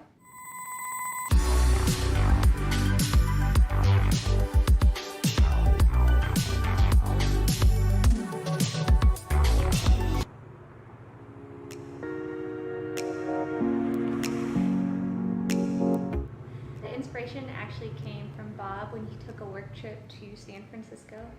We were out there and I needed some time to kill, and I went to this place that had video games all over the wall. They had projectors and screens and stuff everywhere, and I thought, man, this is just such a cool spot. They blended into a building that was old and part of the city for sure. It was very unique, so that gave the planted the seed. And then obviously we both grew up with video games and know the popularity of esports. We've seen it grow from the West Coast, Asia, down in Las Vegas especially, and we're like, well, this is something we could easily take to our city in Dayton, Ohio and build something from scratch. The name came about, Connect Esports, is the inspiration hit, well, video games and esports especially connect people together, and that's what we wanted this space to be as well, a place where not only can you connect in a virtual world online, but now here in the heart of Dayton. All right, I think they're in. I think they're ready. Oh, so we'll change this angle in a minute.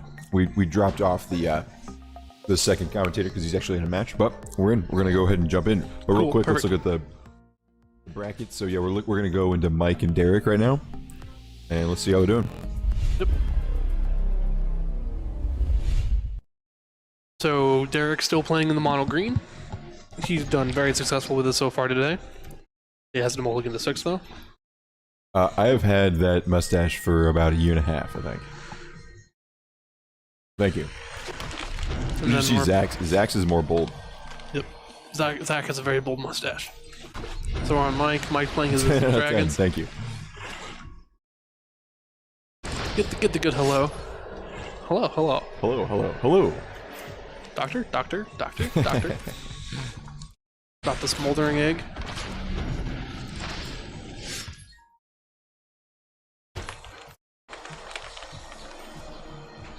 So we got people rooting for Derek. We got people rooting for Derek. Nope. Oops. There you go. We're back. Hit the wrong button. So Mike has to worry about because Mike knows he has those Blizzard Brawls on the deck. And he has those Ranger classes, which are really dangerous against his deck. So as to really contemplate, he might save the Prismari command for later. It's pretty good. But now Derek can drop the land, a Blizzard Brawl, and a local troll, and just knock out anything Mike might have. No one roots for Mike. Oh, that's your job right there. Eder Bastos? Us commentators have to root for everybody. Yeah, we're neutral here. We want everybody to win and have a good time. There's the Blizzard Brawl that was up, and there's a negate against the Blizzard Brawl. Does he want to play it though? That's the question. Mike's deep in the tank. Does he want to counter the Blizzard Brawl or lose a dragon? Yeah, it looks like early game already in a pretty tough spot. So Mike's going to do Prismari Command, destroy target artifact. What's he going to shoot for? And draw 2, pitch 2. Alright. Oh, he's going to get rid of the treasure, putting Derek off a little bit. So... Alright. Smoldering Gate gets a thing. Discard 2 Prismari Commands. And it's Prismari Command and Expressive Iteration, pitching those 2. Derek's not sure what's going on. Mike, no, he's pitching a Negate and Expressive Iteration. And his dragon's fine. Drops the Locals Trill. Now it's Mike's turn. Yeah, he's grinning a little bit here. Mike's quite happy. Yeah. He's quite pleased with what he's You can see it done. on his face. Oh, that's not a great expressive iteration, but it works. Puts down into his hand, put a land into the library, and put a land into exile, which he can play this turn. Pretty easy choices. Drops a land, waits. Switch to Derek, and see what Derek has. It goes to attack. You just want to block the... Yeah, he'll just block it, and he'll be fine, and he'll take 4. Oh, no, he'll take the full 6. Interesting choice. Maybe he was thinking Derek had a play against it. Interesting. Well... Oh, Mike can take another turn. Does he choose to, though? That's the big question. The mana for it. He drops that mountain. I think he has it. Oh no, he can only foretell it. Alright. So... The Allround Epiphany, the card that cost 5 in blue, Bob? Yep. That one gives him a whole nother turn. Whoa, really? And once he gets those rolling, he can just take the game away. With the same amount of mana, or does he get his mana refreshed? He gets his mana refreshed because he takes another turn, and he gets all of his mana. Okay, so it's not just like more card draw or anything, it's literally a whole new turn. Whole new turn. Wow. So he gets a card draw and untap and upkeep the whole deal.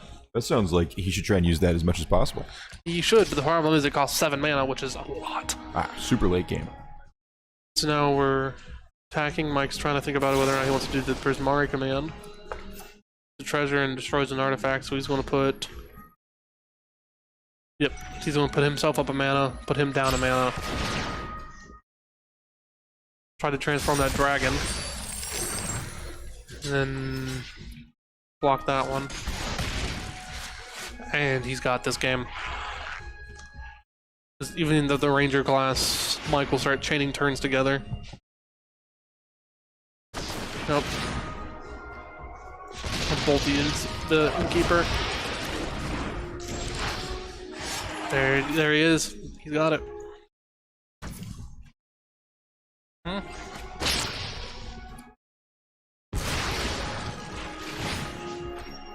So now he can go through his deck and just keep looking for cards with the Memories Deluge. And then the Disdainful Stroke protects him from anything he doesn't want to go against. Shatter Skull Smashing can knock out that old growth trope. Says the chat. Finish him! Wrong fighting game. I know, right? Need to add some new... I should have added some new soundboard sounds for this. I think I just have like the fart and stuff, which isn't really... Now it's just a question of what Mike wants to do. He can knock out the troll, he could dig through his deck. The world is his. He's gonna go through the deck. Oh, he's deep in the tank. He's not sure what he wants to do, and his clock's ticking. See it, Mike. What are you gonna do? If he gets that and gets a cheap spell, he could feast. Oh, Time's running out. Time's ticking, Mike. Cool. That's the 4. And just that one. Just submit it and blow up the troll. 2. And now his lands can tap for double. One of his lands can tap for double green, and he can sacrifice it, get a 4/4 troll that doesn't do as much, but it's still pretty good. He just alls attack. He's okay. Oh, he leaves a bird for a blocker.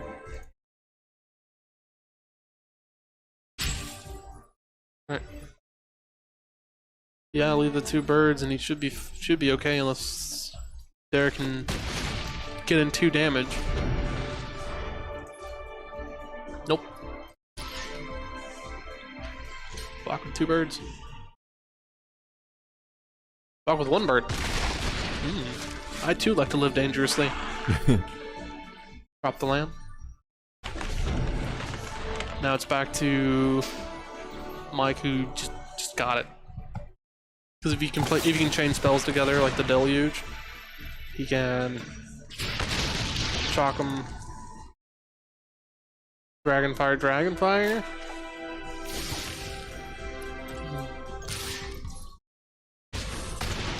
And then Dragonfire to end the turn. And that should do it. Just the shock damage alone from the Ashmouth should. Got it. Mike takes game 1.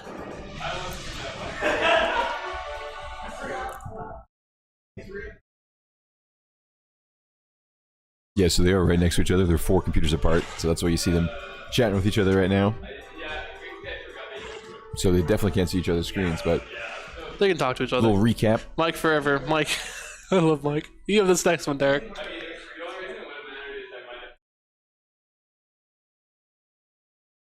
Yeah, those are exciting. So we've seen a lot of. I think that's one of the first games we've seen where the player that's kind of playing with it, a little bit later game, looking to chain up some stuff, actually made it work out. A lot of the more aggressive decks have won so far, I feel like. Mm-hmm. That usually tends to be how it is. Usually aggro takes ahead on control.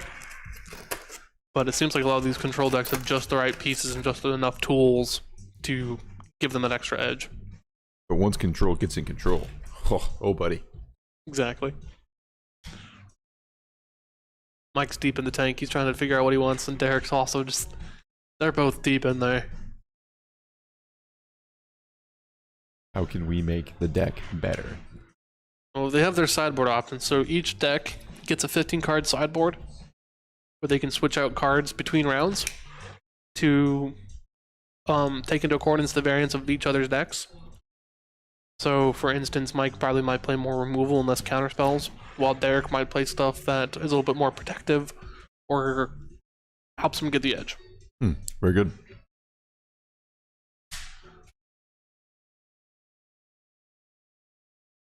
Mike submits. He's not sure if it'll work out, but he hopes for the best.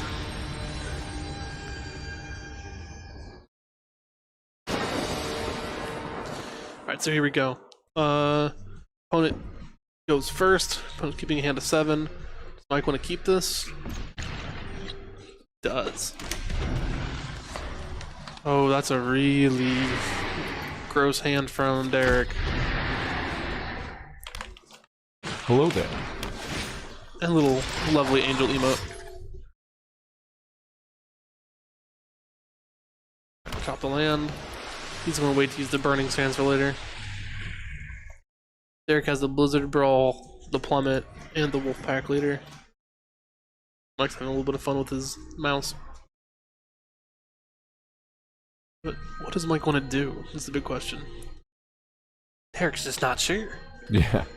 He's messing around, he's just clicking the board. Yeah, they're both... You have pets for a reason, play with them. Yeah, you can click the stuff around the map, right? Not in this one. This one's, you can't click as much stuff around the map as you can with the Ruin Terror or Hearthstone. Yep. But you get little pets you can play around with. So, in this circumstance, it looks like Mike has a little red dragon. Or maybe Derek has a red dragon. Mike doesn't have anything. Because the pet goes on the right side, or the left side. Oh, yeah. Yeah, because, yeah, you're right, there's nothing over there. Alright, so it's Mike's turn. Mike's thinking about how he wants to play a land and which land he wants to play. He has to worry about that werewolf that Derek has, but I think Mike's pretty relaxed, so I think he has an idea of what he wants to do.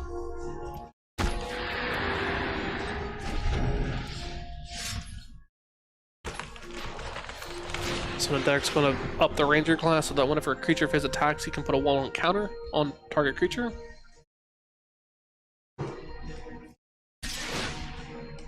Whenever he attacks, put a 1/1 counter on it. He's going to Burning Hands that one.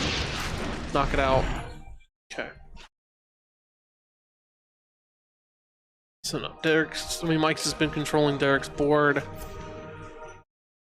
Derek's running out and Mike's just kind of sitting there thoughtfully. He's not going to reveal a dragon from his hand.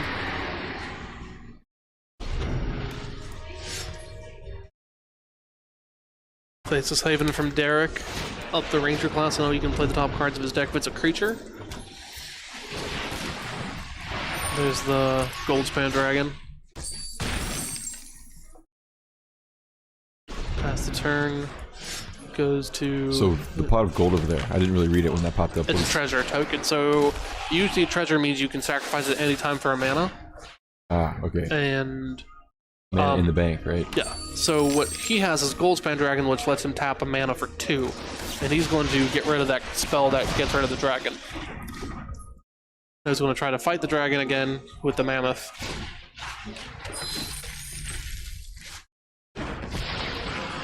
Nice. Now the mammoth and the dragon. I mean, now the dragon's gone. Does that really matter with... That mammoth is really disgusting if Derek can start dropping lands and building the mammoth up. So now it's up to Mike how he wants to go about doing it. Does he want to blow up the mammoth or does he want to take another turn? He has the mana for both. He cannot do both, but he has... He can either blow up the mammoth or take another turn. He'll blow up the mammoth by the looks of it. Put the value to 3. Knock that mammoth out.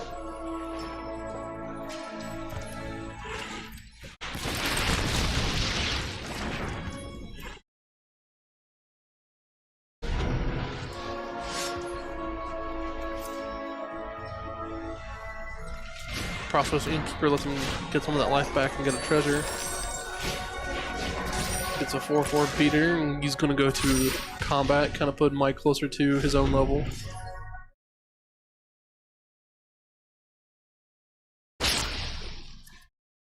Here's Mike taking another turn.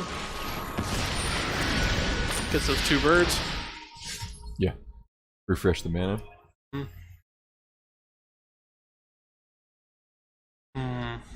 A little bit worried about that Innkeeper. Going to foretell a spell. He's going to hold up mana so that anything Derek could play, he could potentially counter it. Derek has to be careful what he plays. I think Derek knows this too. Deep in thought. Risk it all. Risk it all. What are you going for if you're not going for it? Full send. He's got the evil villain hands here. Deep thinking. What's Derek going to do? His timer's running out, so he's got to think of something quick. Risk Eska's Chariot? Yeah, or something like that, right? Let's see the counter spell. There it is. So was he fishing out the counter, or was he... Throw both birds away. Get rid of that Innkeeper. We don't need it. Play the Briar Bridge Tracker, which is really good.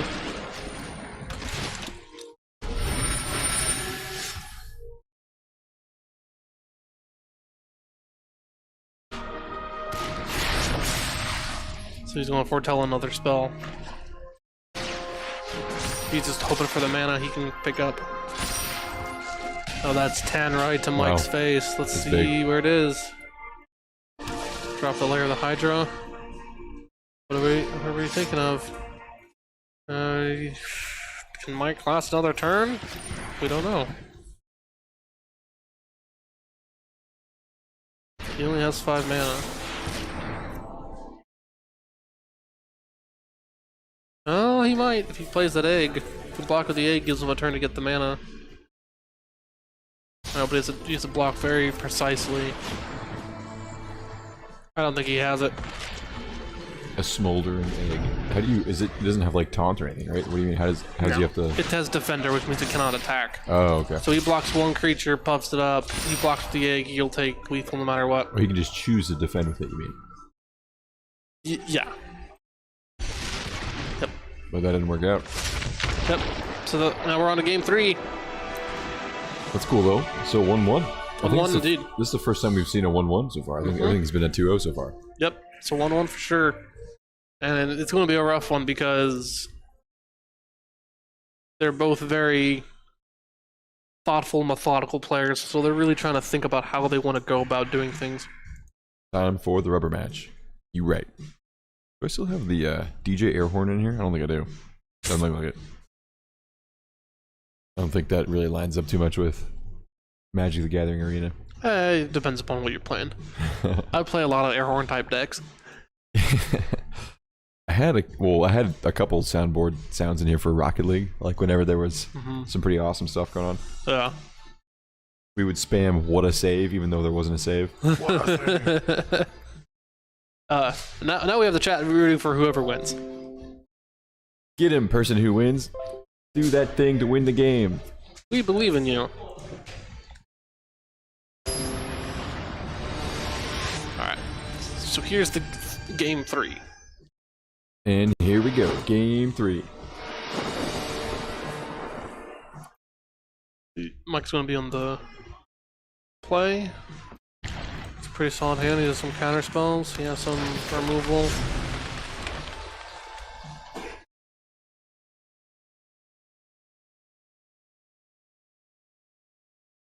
Alright. Just plotting it out. Alright, Derek drops a Prosperous Innkeeper, helps him get some land and some mana up. Mike's gonna auto pass and see what happens.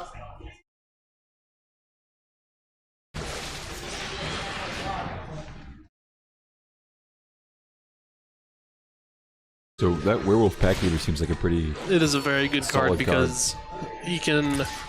It's a 3/3 for 3, which is just really good rate for a creature, and then has an activated ability that can do some really gross stuff. As well deservedly a target. Yep. Foretell the extra turn spell.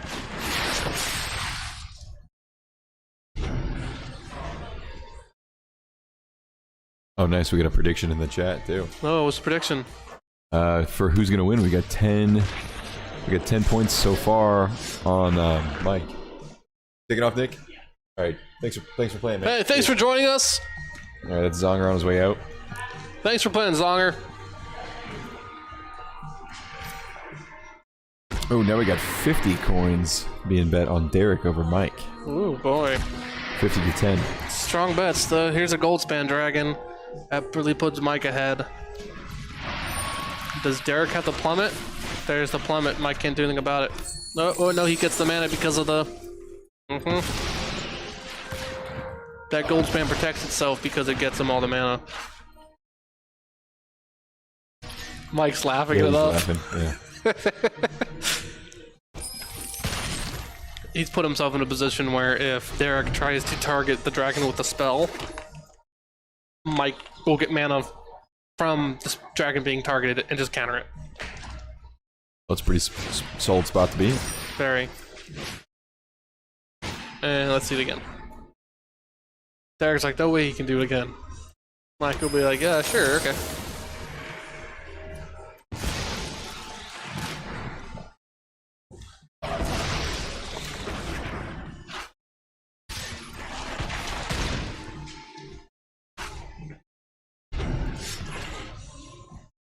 I can't. Oh, can he play his extra turn spell? He can because the treasure taps for 2.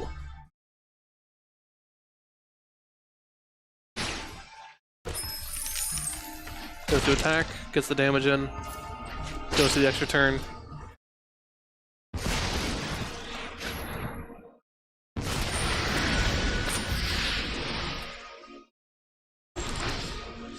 So next turn, plays a land. I think he's about got it. Not assuredly, but enough so that... People are really rooting for Derek. We got clapping in the chat, we got clapping in here. The energy could be defined as electric. Derek.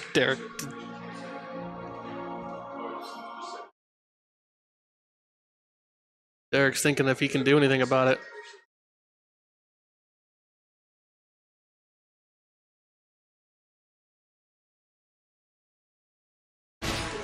Alright, so we got a face saving up.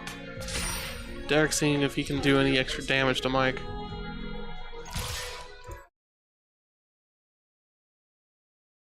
Waiting on a Dragonfire, maybe? Will there be a post-game interview? Absolutely. Whoever we get to, whoever's going to win this shebang today is going to get a interview on the stage. Absolutely. It looks like it's going to be Mike.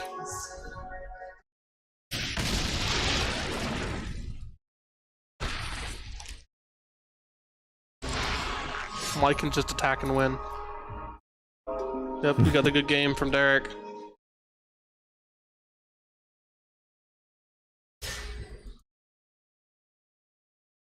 Nope. Derek's got nothing. Mike is home free. He's got it. Oh, there's still 1 damage left.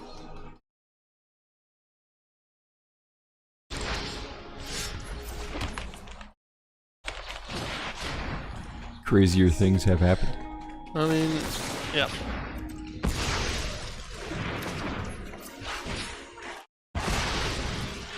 He's got the old goal throw out. He's going to concede. Yep. Congratulations, gentlemen. Congratulations. Yep, good games, good games. So, perfect. Cool. All right, well, with that, let's flip another intermission. We'll get the next match scheduled. Perfect. Xboxes in 2 different rooms, hook them all together. We would link up and 4-on-4 and 4 dudes sitting in a hot room together and with 4 dudes in another hot room together. We believe in the power of video games and how it can connect people, and that online element is great, but people still need that in-person interaction.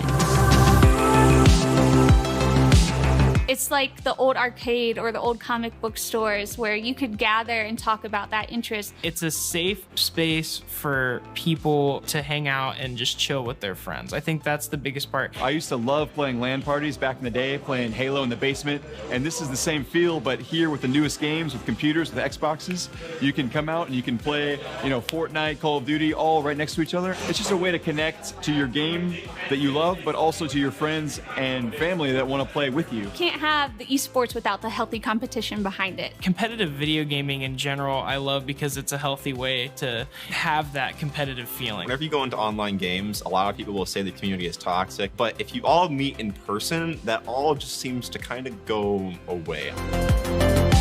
The PCs here are all high end. Everything is really nice. It's very clean. It's cool. It's just a fun place to be. I brought my son in here, and he sat down and played some Valorant the other day, and he enjoyed playing on the chair and the keyboard because everything they have is top end. Nothing here is generic.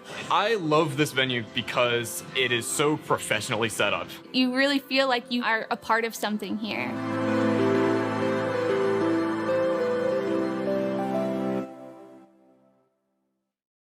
My name's Mary Baldino, and this is Bob Baldino. and we're both the co-owners of Connect Esports in Dayton, Ohio.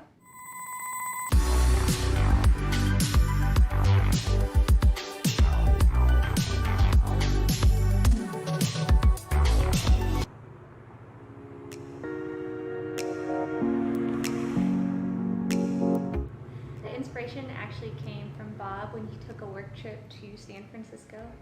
We were out there and I needed some time to kill, and I went to this place that had video games all over the wall. They had projectors and screens and stuff everywhere, and I thought, man, this is just such a cool spot.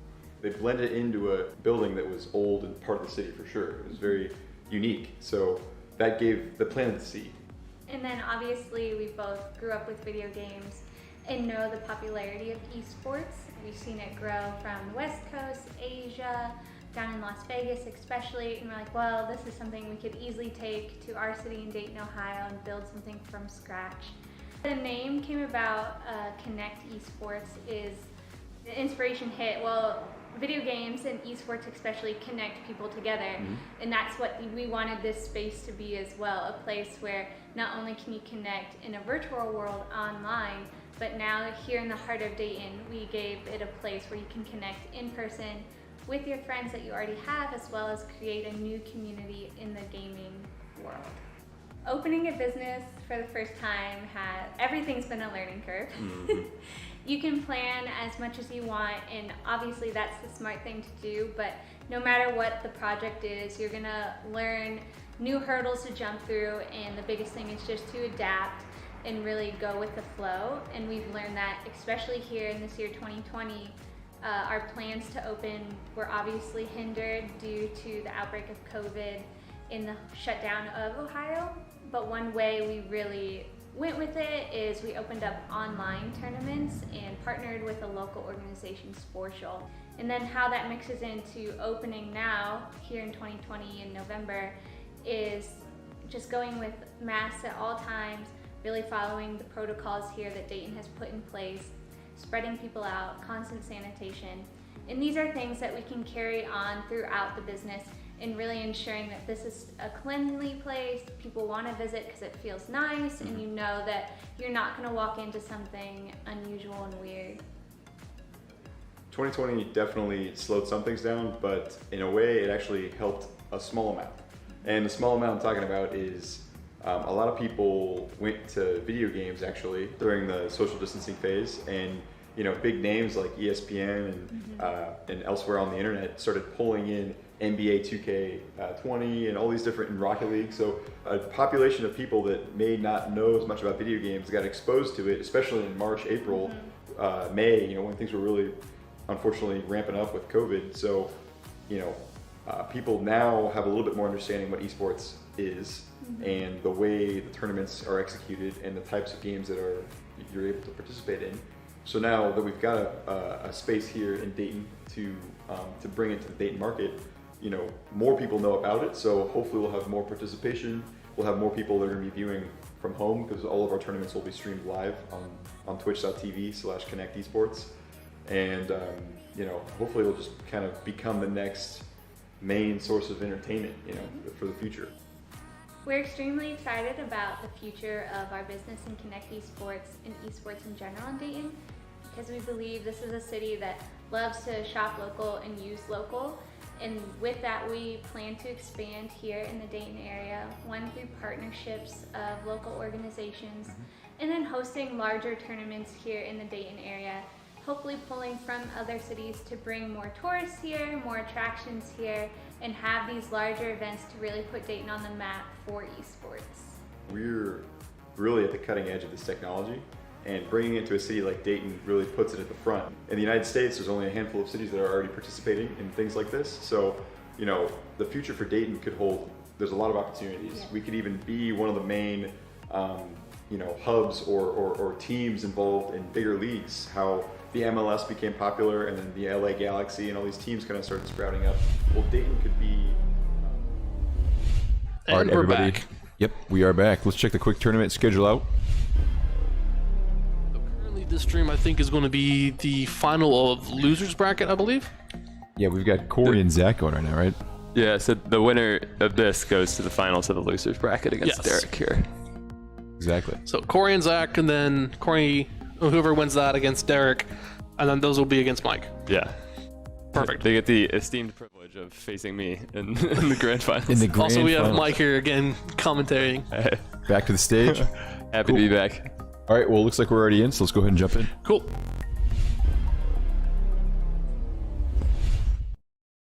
So we have Corey playing his Smoldering Egg, and Zach playing an iTwitch and a Valentine Dean of the Vein. Or Dean of the Vein. Yeah. So, yeah, but Zach is listed as Mike Brill, but he's Zach. You don't sacrifice the iTwitch. We don't need the iTwitch. What is my purpose? You die. You pass the butter. Yeah, you pass the butter. Oh my god. So, Expressive Iteration, he's probably looking for a land to play. He did not find one, but he's got some good options there. Yeah. He's probably going to put the dragon in hand, put the expressive. Yeah, exactly. Yeah. Yeah. So there's the land.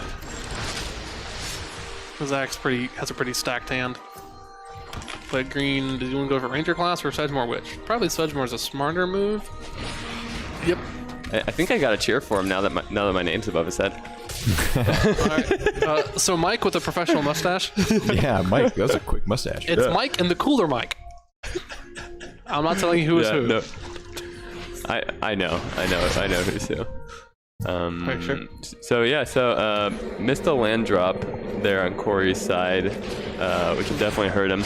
Then Zach's gonna get 3 different pests because of the Sedgemoor Witch and the pest summoning.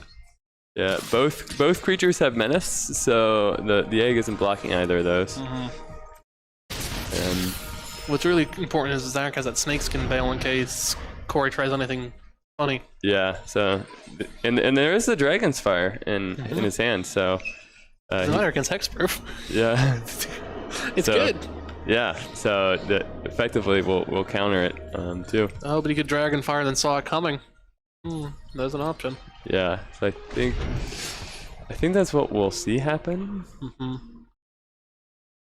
And you know, on Corey's side, he's trying to flip that egg into the Ashmouth Dragon. Yeah. And then you know, maybe he can start dealing with those pests a bit better.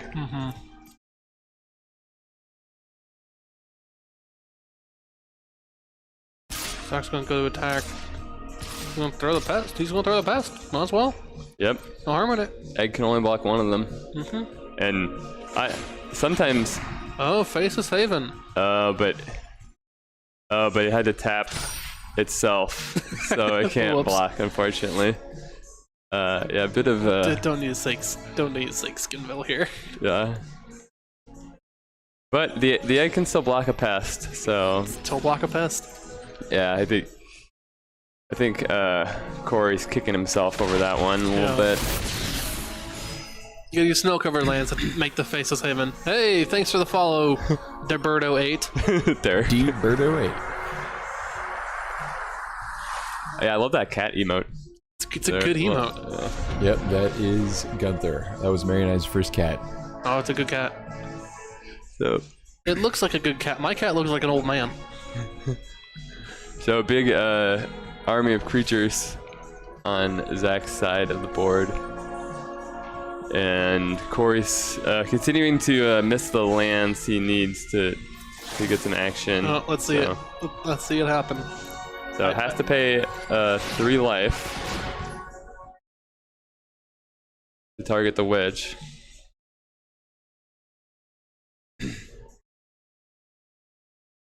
So let's see if Zach does the snakeskin. Yeah, so should have played the Snakeskin's Veil after he paid the 3 life. But I think either way, it's not looking too good. Yeah. For Corey here. Paying 3 life is going to put him down to 5 if he wants to kill it. Let's say resolve though. He's not paying any life. That's weird. He doesn't want to. And I think all Zach has to do is attack. Yeah. He should be okay. He can fire off that village right into turn. Draw 2 cards. He'd recreate the pest anyways. He also can just sacrifice the thing. Yeah, Dragon's Fire fizzles because hexproof. Which is hexproof. So yeah, he paid the 3 life anyways, even though he didn't have to. Yeah. So You can see Corey just kicking himself. Sorry, bud.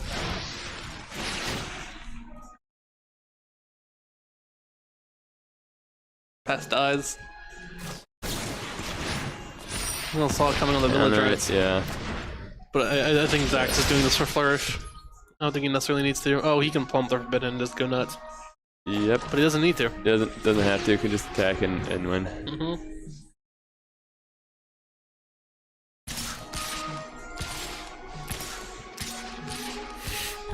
Yep. Bring the whole team. Yep.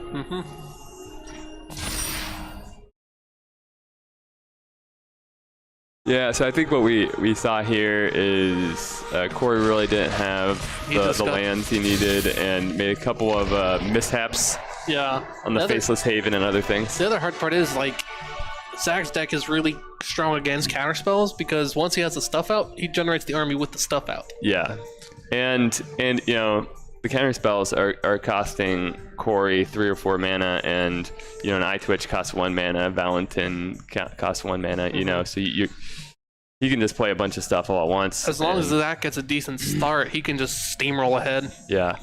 So we see the duress come in again for Zach, help deal with some of the removal and counter spells out of Corey's deck.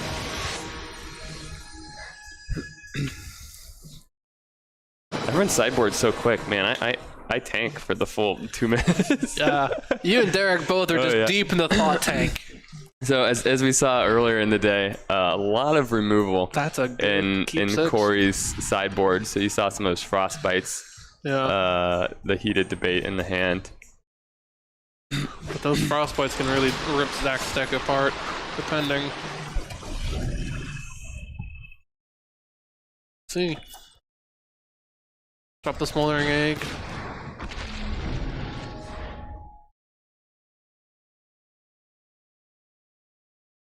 think we're in Zach's turn, Bob. Oh, drops. There we go. Now we're back. Here we go. Yeah. Thanks. So yeah, It goes a little quicker in the beginning. So he's going to knock out that Wither Bloom. Yep, not gonna let that Magecraft do anything. Do not let that thing stick around. Yep. Back on Zach's turn. Play another Wither Bloom. Hope for the best. Oh, he could Bloodchief Thirst. Yeah, he's gonna knock that egg out. That's the best play here. And he's gonna get that life back. Yeah, that works very nicely. Yeah, you get the nice from Corey. Nice, thanks. That's some good sportsmanship right there, folks. That's what we aim for here at Connect Esports. It's either good sportsmanship or BM. I don't know what it is. You can never tell. Let's hope for the latter. Yeah. Or wait. Yeah. Okay. So. Zach's got a lot of options here. Duress. No, just go to beat. That works too. Yeah, gonna attack. So I think you'll see. Yep, the frostbite's coming in. Let's see the snakeskin veil. Let's see it.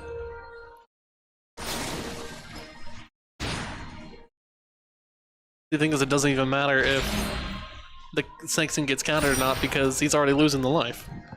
Yep. And the other thing is, if Mike plays another spell against it, it's Plumb the Forbidden and draw 2. Yeah.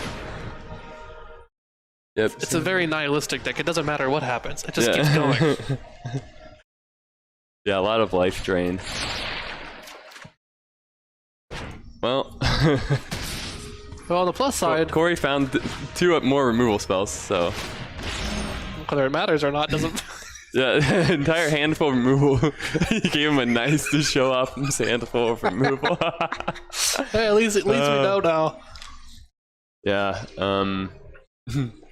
Get rid of that one. Yeah, gotta take one of them, but I don't expect the Witherbloom Apprentice to stick around for much. He just I don't think it'll stick around. Drew another heated debate immediately. Doesn't even matter. Oh, this is great. Yeah. Let's see the land. Interesting. So I think if Zach's smart, he doesn't play anything at all because he just knows the hand's full of removal, or he does. Okay. Yeah, because could have waited and then used the plum. Interesting. If you wait and use the heated debate, you don't have to pay the 3 life because it can't be countered. So, drew a dragon anyways. Oh. So Zach is it's a pretty clever move. He's going to attack. Yeah, the witch has menace, so dragon can't block it. That Sedgemoor Witch is a disgusting card. They put a lot of abilities on it. It's very strong. Yeah. I mean, honestly, all of Strixhaven is really strong. Yeah. We're never going to print Storm again in a set. Hey, do you want a set? It's practically a Storm. But now that you mention it, I'll pay the 3 life. No, you don't have to. Yes. So that makes a lot of sense. So sacrifice the witch. So draw 2 cards, lose 2 life for Zach. What is life to Zach? Yeah. He cares not. And then paid the 3 life anyways. Okay, didn't have to do that. That's okay. Okay, let's go. It wasn't even the witch wasn't even around anymore. Oh, he's got 2, but that's not good. That's it's unfortunate. 2 village rights, nothing to sacrifice to them. Well, I mean, if he gets a learn spell, he might be able to like eye twitch and then get pest summoning, then to go again. He'll be in a great spot if he's able to draw a creature here. But we see another land off the top, and another dragon. So that's gold span. Yeah, that's gonna shorten the clock here. Can Corey pull this out up? Let's see. Valentine. So, found a creature. Yep. Gonna think about which side, but I think the smarter one's just. Yeah, Valentine's not gonna live that long, anyways. Do you ever want to play 2 black to draw a card? It's pretty good. Draw 2 black to draw 2 cards. Yep. That's a sign in blood right there. Dragon's Fire. So a little hasty Dragon's Fire. He was just gonna sacrifice that anyways. Probably. It doesn't matter. Yeah. Unfortunately, it's a land. 2 lands. That sucks. But Zach can survive this next attack. He could, or no. Okay. he decides. He decides he doesn't want to find out. He doesn't want to find out. Want to find out. Let's go to game 3. These have been some excellent games we've been having. We get to see what's going on this side. So he took out his Allrun's Epiphanies and some counter spells and just cashed it in for some removal there. So hopefully he doesn't draw too much removal like he has the last 2 times. Yeah. See, the thing is, having the removal is fine, but you gotta. That's a fantastic hand for Zach. Yeah. You gotta have some card advantage, like the expressive iteration or something, to refill your hand after you're done doing that. But. It's pretty good. All the removal in the world. It's a pretty good hand for Corey too. Man. Both players have some solid hands. Oh, Zach's going down to 5. Yeah, he didn't like the first one, and I kind of see it because I can see it. I disagree with it though. If you only have one creature, if you only have one creature, and it's just gonna die the second you play it, it's. I mean that's fair. Just get rid of the removal. Yep. So he sees the dragon and gets to pick his choice of one of the removal spells. Play land, and then he has the Blood Chief's Rage, in case Corey tries anything funny. No, I don't think Blood Chief's Rage is too great against this deck. It's good against the egg. Yeah, it's particularly good against the egg. So one of the witches will come down. Going to meet a removal spell, no doubt. Well, maybe. From Corey. He's smart, he'll remove it. No? So, waiting on it, though. Play the eye twitch? Wait? Okay. See what Corey does. See the answer. Alright. So, see, you don't have to pay the 3 life, but he does it anyway. Does it anyway. Something of a flex, I guess. Yeah. Another witch. Let's see Corey get rid of it again. Yep, throwing creatures into the removal. Oh, it plays Galazeth instead. Now it's back to Zach. Oh, this is pretty. Okay, yeah. Yeah, I dig a couple options. 3 black cards, only 1 swamp though. Yeah. Got it. I mean, has to decide. Well, you can use the duress to rip away the removal potentially. Well, he goes with eye twitch instead. Interesting choice. Again, the witch has menace, so the dragon cannot block it.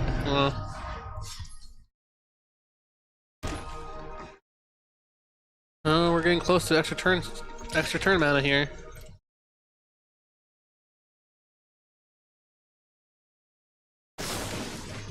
Now you see it.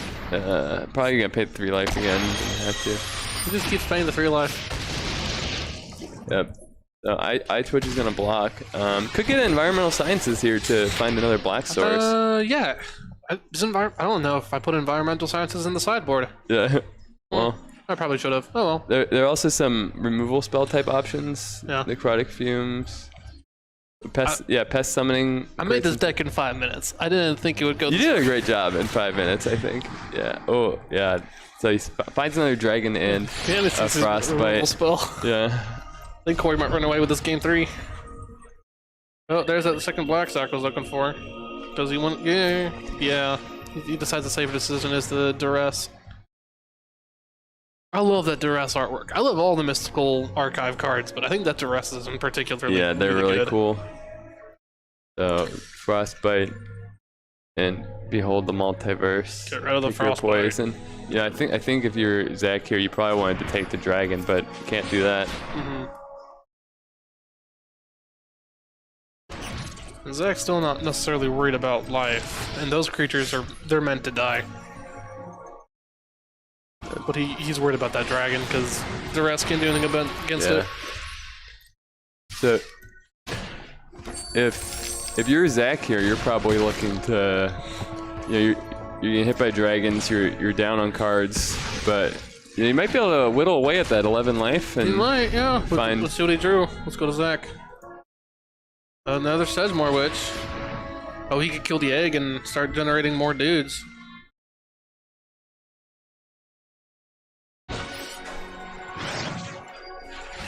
Yeah, so it gets another pest. Mm-hmm. Zach might be losing his life, but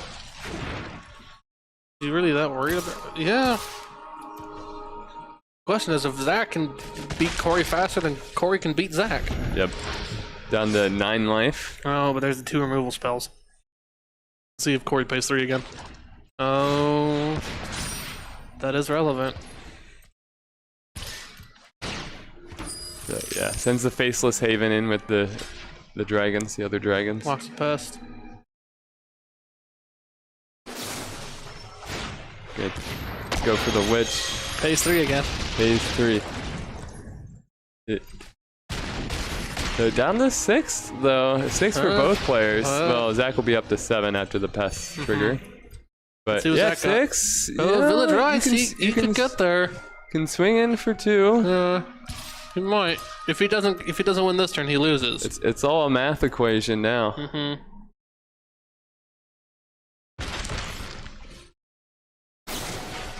So see what's on the top of the deck here. Draws 2, gains a life. He pull it out. Well, let's see what Zach drew. Let's go back to Zach. Got a land. Yeah, might not be enough. That's not bad. Not great, but not bad. I think maybe the slightly smarter play would be the Liesa, whatever, or the... Yeah, the other side. But Frostbite would have been able to destroy it regardless. And activate the Faceless Haven and... Yep. Didn't have to do that, but showing off the extra Frostbite. Still had all these. Yep. And we'll see Corey advance to the finals of the loser bracket. Excellent game. Those are some excellent games. Yeah, excellent Magic here today in lovely Dayton, Ohio. Absolutely. No, seriously, good game. It is a lovely day outside, and those were some fantastic games. Cool, guys. All right, so cool. Say we're gonna go to an intermission real quick, right? And then we'll be right back. All right, sounds good. Yep. Stay tuned. Xboxes in 2 different rooms, hook them all together. We would link up and 4-on-4 and 4 dudes sitting in a hot room together and with 4 dudes in another hot room together. We believe in the power of video games and how it can connect people, and that online element is great, but people still need that in-person interaction.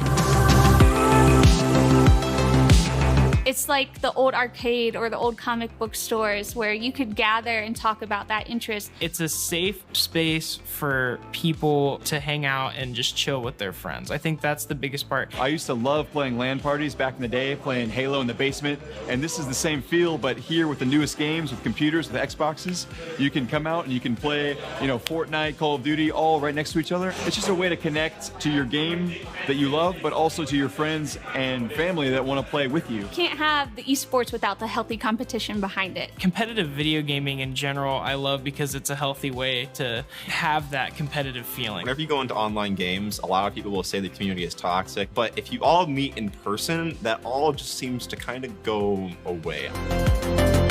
The PCs here are all high end. Everything is really nice. It's very clean. It's cool. It's just a fun place to be. I brought my son in here, and he sat down and played some Valorant the other day, and he enjoyed playing on the chair and the keyboard because everything they have is top end. Nothing here is generic. I love this venue because it is so professionally set up. You really feel like you are a part of something here.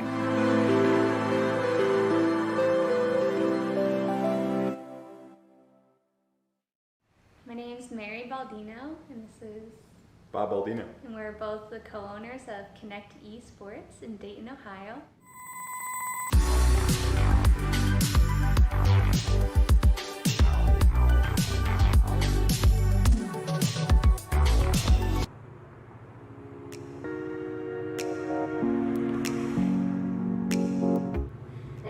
inspiration actually came from Bob when he took a work trip to San Francisco. We were out there and I needed some time to kill, and I went to this place that had video games all over the wall. They had projectors and screens and stuff everywhere, and I thought, man, this is just such a cool spot. They blended it into a building that was old and part of the city for sure. It was very unique, so that gave the planet the seed. And then obviously we both grew up with video games and know the popularity of esports. We've seen it grow from the West Coast, Asia, down in Las Vegas especially, and we're like, well, this is something we could easily take to our city in Dayton, Ohio and build something from scratch. The name came about, Connect Esports, is the inspiration hit, well, video games and esports especially connect people together, and that's what we wanted this space to be as well, a place where not only can you connect in a virtual world online, but now here in the heart of Dayton, we gave it a place where you can connect in person with your friends that you already have, as well as create a new community in the gaming world. Opening a business for the first time, everything's been a learning curve. You can plan as much as you want, and obviously that's the smart thing to do, but no matter what the project is, you're gonna learn new hurdles to jump through, and the biggest thing is just to adapt and really go with the flow. And we've learned that, especially here in this year 2020, our plans to open were obviously hindered. Yo. All right, we are back and we are live here. We're getting ready to do our next match, and we've got a new commentator. All right, say hello, Zach. Hi. So, give us some thoughts about the last few games you're playing. You did a 3-game match, which is really good. Yeah, the last couple games were really, really close. I think they just came down to my village rights not being very good. That was the only issue. With standard right now, I don't think I have the best removal. Okay. Like, I was really wishing I had a Doomblade for that last game. Yep. Interesting. So let's switch to the game, which is going right now. Yep, does look like we're already in game. So we have Corey versus Derek again. Both of these decks have been doing really well today. They have been. I think everyone's decks has been doing really well today, with the exception of maybe Pumpkin's Lands deck, but I think it's just because his draws are a little bit lackluster. They're really wonky. Man, Goldspan Dragon is just brutal insane. Card. Yeah. I think either Goldspan by far will be the MVP of the day, but I think Goldspan and Sedgemoor have been showing up the most. Yeah, Sedgemoor in every match that I played was just very, very good. And anytime I could follow up and knew, hey, there's a kill spell on the way, I could just play around it. It was really nice. Yeah. So this mono green deck has been absolutely monstrous today. Oh yeah, Faceless Haven just is a very, very good card. So any deck you can slot it into is already going to be awesome. Yeah. Oh, here we go. Does he want to reveal? No, he does not. He doesn't really need to. Yeah. His hand is stacked. Expressive Iteration, I was talking about earlier, is also just a super good card. There's one of those, in a vacuum, it doesn't seem very good, but once you actually get to play with it and see it around everything else. But in paper, it's like a $3-4 uncommon right now. Yeah, it's up there. I mean, it's worth it, but, yeah. Well, even in Modern, it's seen a ton of play in Modern. Derek is back. Pitter patter. Pitter patter, let's get at her. Ooh. Looks like Corey's not doing too hot right now. He's just low on lands. If he just would hit that 4-drop, he'd be fine because he'd go... Oh, there's a Frostbite though, and that is relevant. Yeah. He wants that in hand and land to the bottom, land into exile. Get that land he needs in. Does he want to save the Frostbite, or does he want to use it on the... wants to use it for something better? Good idea. Because he goes right into Galazath next turn, and then Goldspan seems fine. Seems real good. Yeah, that race is definitely in his favor. That old girl throw is not irrelevant, though. That thing is taking some games away. Are we going to see it right now? Question mark? He's thinking about the tracker or the growth troll. I think the growth troll might be a bit of a smarter play, but the tracker is not irrelevant. The Vigilance is really nice, especially because he's trying to race, and those eggs being 0/4s is also kind of scary. They're really good blockers. Yeah. He's going to go with the Vigilance one. Get the treasure. Or get the clue. Correction. And you can play the old growth if he double taps those creatures, yeah. Because that one, you have to tap a critter for it. So you can play both. Oh, he can get rid of the tracker, no problem. Yeah, this Gold span, gold Yeah, span. there it is. You can use the treasure that he makes. Oh, didn't go to attack. Gold span has haste, right? I thought it did, yeah. Yeah, I think it does too. It might have been a click through. Huh. I've made some misclicks today, so I think we all have playing Yeah. arena. Alright. Animate the faceless fate. No? well, Frostbite's an instant, right? Frostbite is an instant. Yeah, so I guess he doesn't really. Going through attacks is whatever, but Why do you throw the egg away like that? That's an odd choice. Alright.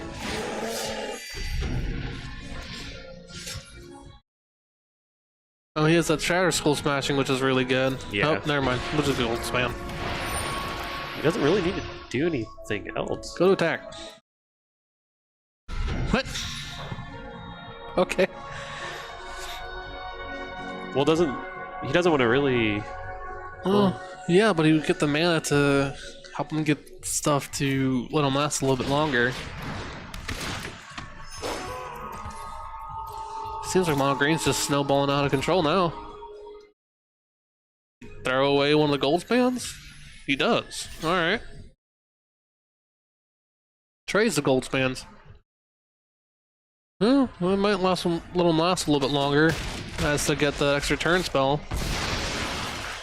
You know, try to get the egg to flip and turn spell out. Right. I don't know. Doesn't seem very good right now. Here goes Galazeth. Gets the mana. What's he gonna use it for? Save the Frostbite, maybe? Yeah. Don't know.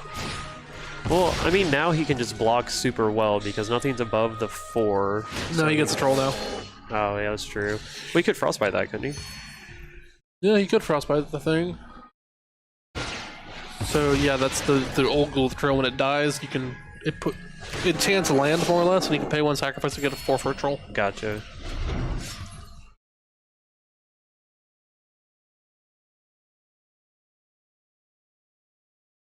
Derek is deep in the tank, though. I think he has it.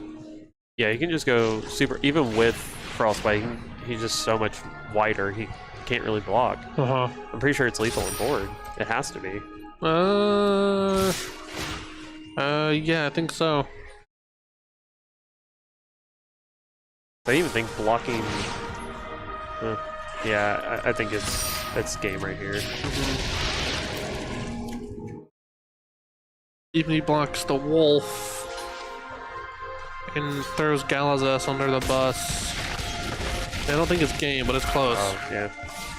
You know, math is not my strong point, and it's also for blockers, and I'm not blocking in this situation. You're right, you were playing in the situation. Yeah. I don't need a block, don't need a math. There you go. You can Shatter Skull smashing it out, but that won't really help him. He's too far behind. I think Derek's screwed. Yeah. It's Corey's screwed. Derek's fine. Shatter Skull smashing and pray. I don't think that'll help you, Corey. I'm not really sure why he didn't attack. Because the trolls don't have the trolls. Well, I don't know. I'm not really sure. I don't know what he's doing. Maybe there's something going on that we just don't. I don't think so. I think he's just doing it for spite.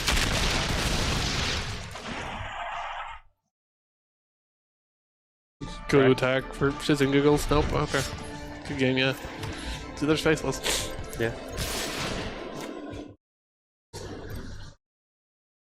What are you going to do, Derek? Nope.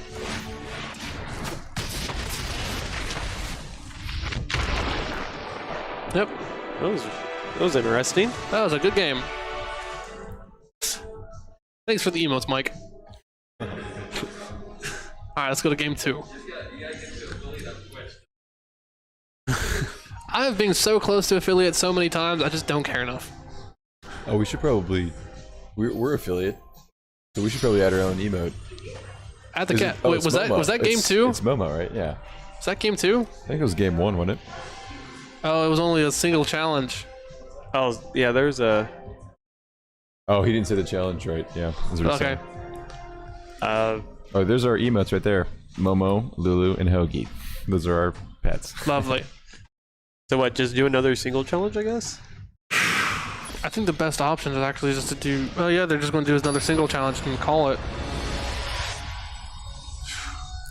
I think in another situation, I would have just done a best of 3 and disregarded the last match. Oof.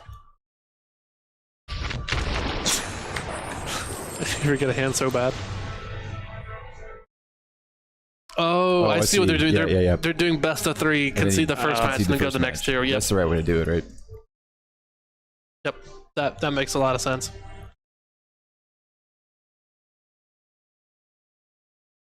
Unnatural growth seems very good in this deck. It's bonkers. The quad green isn't nearly as bad as it seems. Well, you're also in mono green, so exactly. That's why it's not nearly as bad as it seems. Yeah.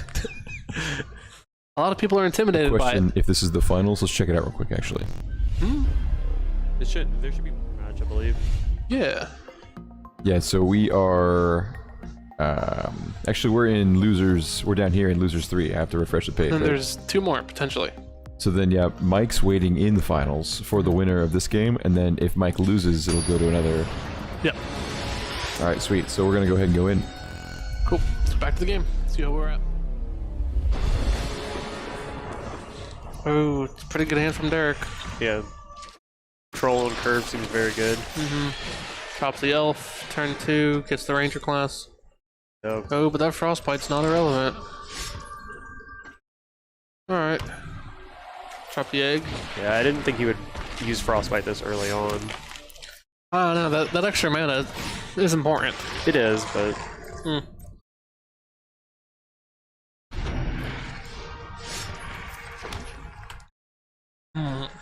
See what happens. Drop another egg. Then frostbite the wolf. Pretty good move. No? Well, frostbite's instant, so you can do that whenever. Yeah.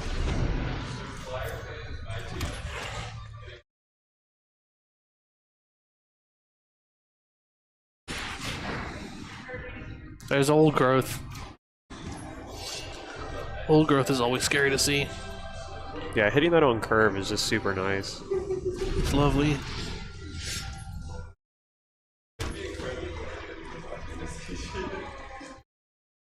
It's going to foretell the whole multiverse. Yeah, that seems like the right play because he can just block super well right now. Running 7 is really good. Get that tree folk. Get the tree folk with a reach. Yeah, then dragons or whatever. He's probably gonna have to commit all the way to deal with Warren in 7 because that's what's gonna cause him to lose the game. Yeah.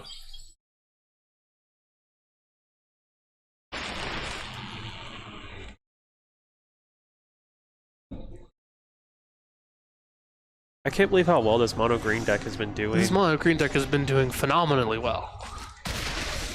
And there goes an egg.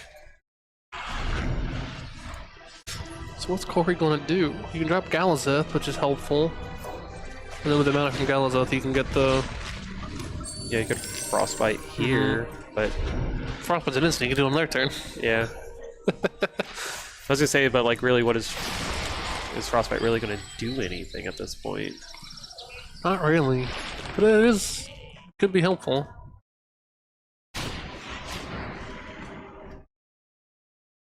I just think there's too much pressure. Oh, there's Blizzard Brawl. Yeah. So saying, I think there's just too much pressure from the green deck. Earlier on, I was talking with Mike, and Mike said the mono green deck is this Dragon's deck, one of the weakest matchups against it. And it's definitely proven that way in this match.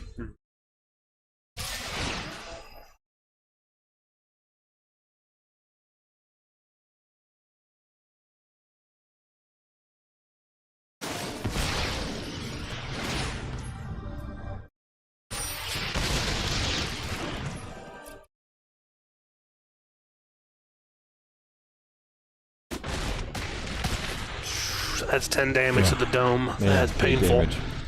Let's go to... nope. A tap land. Yeah. Go with the multiverse, see if his future is any better. I just... No, I just, it's not. yeah, I just don't think this is his game. Don't think so either. Yeah, this match has definitely not been in his favor at any point in time, honestly. And he's drawn great. Like, I don't know. He might have had a chance at the beginning if he slowed down the ramp a little bit, but still. even then, it just, I don't know, the green deck just was on curve so well that I don't think it really mattered. And then being able to hit lands exactly when you need them. And the protection spell in hand is also super nice because anything he wants to block, he can't block, or wants to protect. Lair of the Hydra is really good. You'll max pay for that one and just make it this really intimidating creature. Yeah, no block here is good. Derek has the game. Yep, drop the good game. Oof. And that's it, folks. That was rough. That was real rough. Derek just ran away with it. Fantastic game, gentlemen. Fantastic game.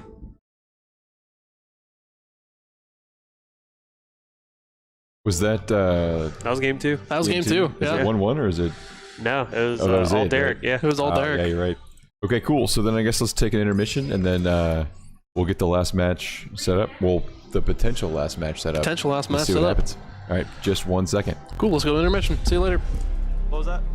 Xboxes in 2 different rooms, hook them all together. We would link up and 4-on-4 and 4 dudes sitting in a hot room together and with 4 dudes in another hot room together. We believe in the power of video games and how it can connect people, and that online element is great, but people still need that in-person interaction. It's like the old arcade or the old comic book stores where you could gather and talk about that interest. It's a safe space for people to hang out and just chill with their friends. I think that's the biggest part. I used to love playing LAN parties back in the day, playing Halo in the basement, and this is the same feel, but here with the newest games, with computers, with Xboxes, you can come out and you can play, Fortnite, Call of Duty, all right next to each other. It's just a way to connect to your game that you love, but also to your friends and family that want to play with you. Can't have the esports without the healthy competition behind it. Competitive video gaming in general, I love because it's a healthy way to have that competitive feeling. Whenever you go into online games, a lot of people will say the community is toxic, but if you all meet in person, that all just seems to kind of go away. The PCs here are all high end. Everything is really nice. It's very clean. It's cool. It's just a fun place to be. I brought my son in here, and he sat down and played some Valorant the other day, and he enjoyed playing on the chair and the keyboard because everything they have is top end. Nothing here is generic. I love this venue because it is so professionally set up. You really feel like you are a part of something here.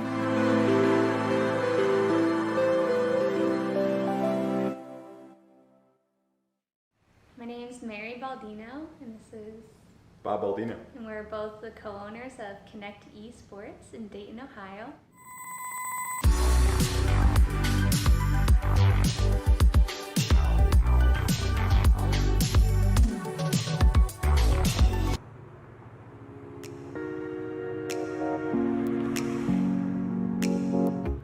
The inspiration actually came from Bob when he took a work trip to San Francisco.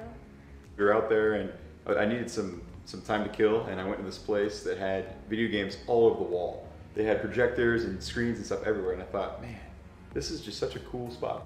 They blended into a building that was old and part of the city for sure. It was very unique, so that gave the planted the seed. And then obviously we both grew up with video games and know the popularity of esports. We've seen it grow from the West Coast, Asia, down in Las Vegas especially, and we're like, well, this is something we could easily take to our city in Dayton, Ohio and build something from scratch. The name came about, Connect Esports is the inspiration hit, well, video games and esports especially connect people together, and that's what we wanted this space to be as well, a place where not only can you connect in a virtual world online, but now here in the heart of Dayton, we gave it a place where you can connect in person with your friends that you already have, as well as create a new community in the gaming world. Opening a business for the first time everything's been a learning curve. You can plan as much as you want, and obviously that's the smart thing to do, but no matter what the project is, you're gonna... Yo. We're back. Welcome back, guys. So now we are at maybe the final match, depending on how things go. for the tournament today. Yeah, it's a little wonky. It is between Mike and Derek. Yep, here in the finals. Yep. All right, so they're getting ready to go into their first match right now. Mm-hmm. And so, how, you guys have had a good time so far today, right? Yeah, absolutely. I think this whole event has gone amazingly. Thank you everyone for watching, and thank you everyone for joining us. Speaking to the audience. Yeah, oh yeah. Cool. All right, looks like they're queuing in right now, so let's just go ahead and jump in.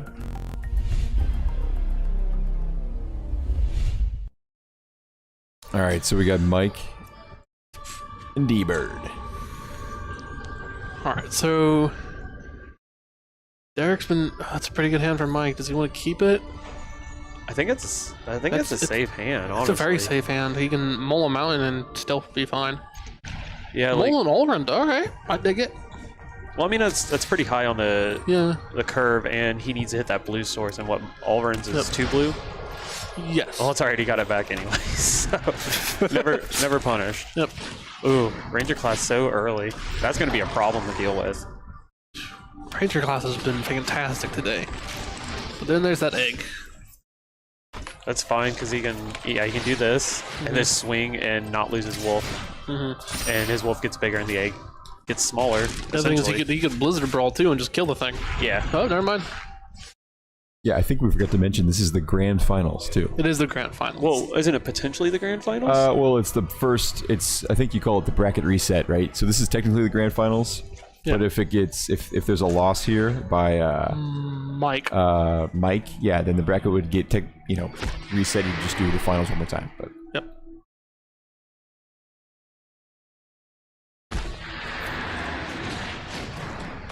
All right, so it says blue on that. 2 eggs is strong, but I don't know. I have a lot of faith in this green deck. After playing against it and seeing it the last 2 matches, I don't know, man. Oh, there's that Blizzard Brawl like we were saying. Ooh, another Ranger class. Ooh, that's real rough. We got an early Mike concede request. Mike might have to. Those Ranger classes keep stacking up. I cannot believe how powerful that card is, like in this format, really. All the classes have been really good, honestly. I had the black one in my sideboard, and I had a chance to use it because all the games I was playing, it just seemed like the green one was better. Yeah. And I just wanted pests the entire time. Now he has 2 of those double Ranger classes. He's about to win with just wolf tokens. Like, let that sink in. If it works. If it works, do it.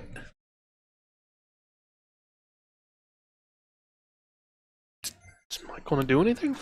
I don't know what he can do. He can do the Prismari command. Oh, okay. Kill a wolf before our token gets on it, the counter gets on it.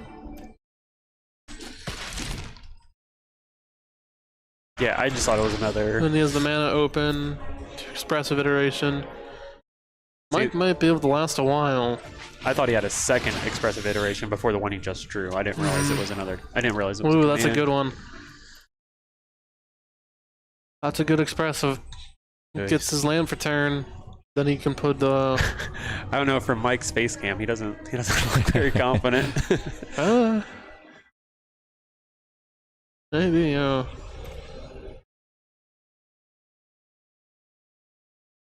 Put that in hand. Memory Deluge is sweet. That's such a good card. It's a cool artwork too. See what happens. Time's ticking though, so he's gonna pick fast. That's hand. Bottom. Exile. Play that for turn. I wonder if he just expressive iteration again. It's not impossible. If he foretells that, you can run away with the game as long as he doesn't die next turn. It's so possible with this deck. You're right.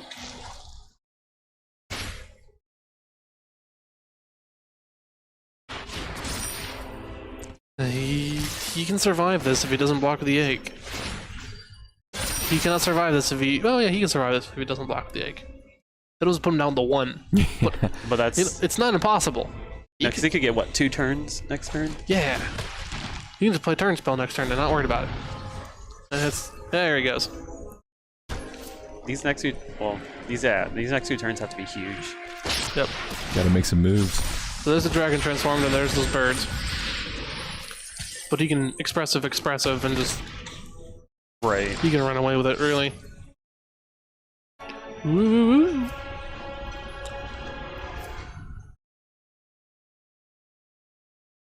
Let's see it. What he's gonna do. He's gonna expressive, try to find an answer for that token. Well, you have to have some. So even if he deals with the token, which he could just block for the token, Yeah. it's still. I think it's more relevant to have to deal with the land. Yeah. Prismari command's good. Yeah, Prismari command is very solid here.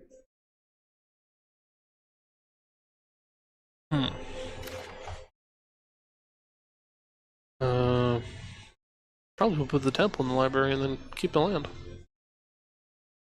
That's what I would do. Oh, never mind. Oh,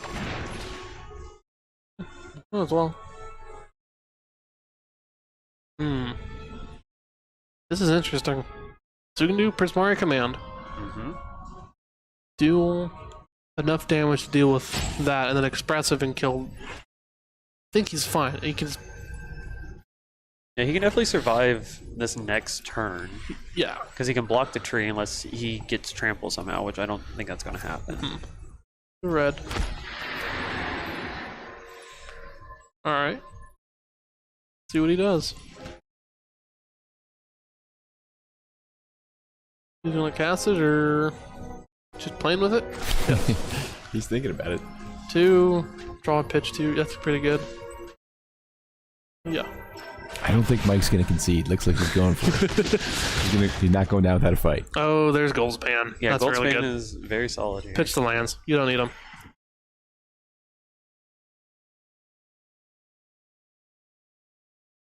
Don't need it. I mean, the flashback memory deluge is good. Gosh, he's really using all the time on the board. I mean, that's what blue players do, man. Welcome to hell, Bob.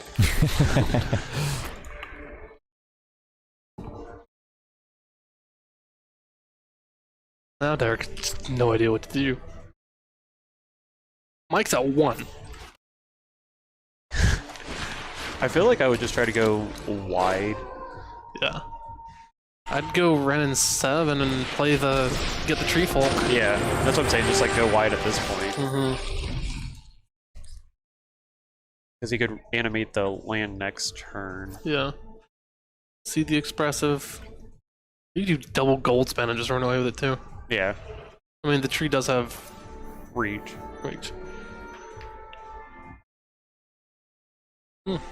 Let's see. But see, Mike has to be careful too, because if he tries to go all in and can't kill, he's dead to anything. If he whiffs, he's screwed. He has to get what he's looking for. He might. I'd go with the memory deluge in the land. Disdainful stroke's not helpful here.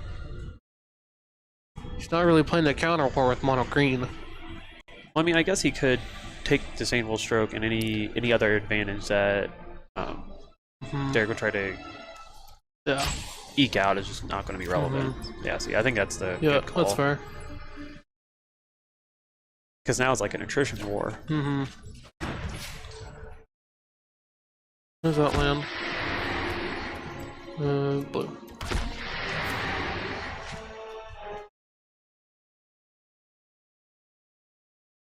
Gold span, and then he'll attack, get the mana, and then you can memory deluge. Start memory deluge first too. Mike's deep in the tank. He's in a tough spot. He knows it, folks. See, now he can just block. Yeah. Ooh, Dragon's Fire would be really good here too. Alright. Keep Dragon's Fire and keep Expressive, I'm thinking. Yeah. I wonder if that's why he's kind of what he's been looking for and why he hasn't played his Goldspan yet. Mm-hmm.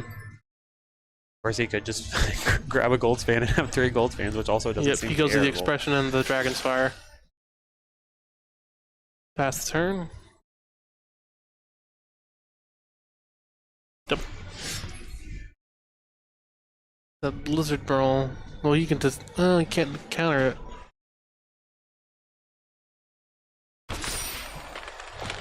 Party at Mike's house when he wins. Does Mike know?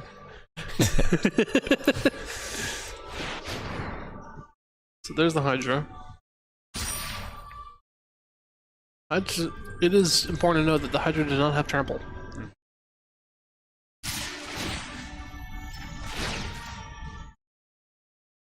What does Mike have here? Mike will find out. Why is everyone in my front yard? Oh, it was a milkshake, I knew it. Dragon's Fire on the Hydra? Question mark?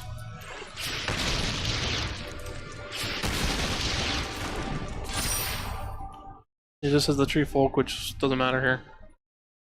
Throw away a bird.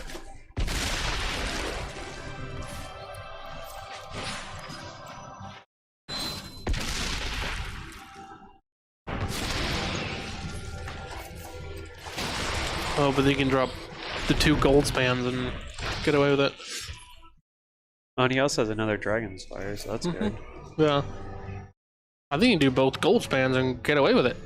Because... Yeah, you can block with a bird. Yeah. His Faceless Haven couldn't attack next turn.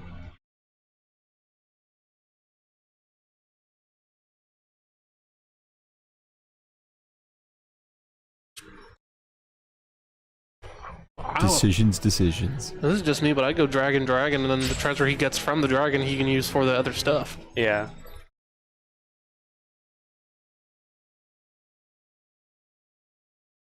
Let's see if that's what he's going to do. All we need to do here is drop both dragons, attack, keep up the blocker. Interesting choice.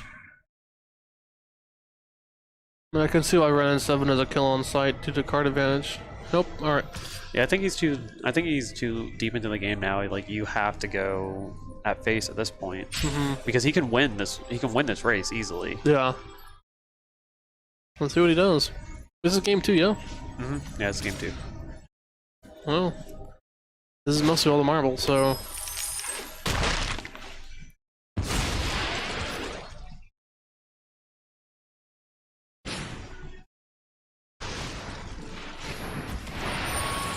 You should have enough treasures here. You could expressive iteration, I think. Yeah. Or you can't express it because I think it's just 2 of the same color. Oh, gotcha. It's gold span. Are you sure this is game 2? I thought this was game 1. No, this is game 2. Okay. I'm pretty sure it's game 2. Because in this, I could be the having little tracker inside the game, see in the top left, shows both of them at 0-0. Oh, okay, maybe I'm wrong. I could be having just been a It's a really long game 1. Well, he got the 1 health almost immediately, and then just has been just holding on, just making, chewing up the blue time clock. Yep. Special time clock for blue, right? It is game 1. Okay, wow. Yeah, that's what we thought. Yeah. Yeah, I was wrong, guys. It's okay. Get the gold span again. Thank you, chat. Do it again. Get the gold span. Let's see it.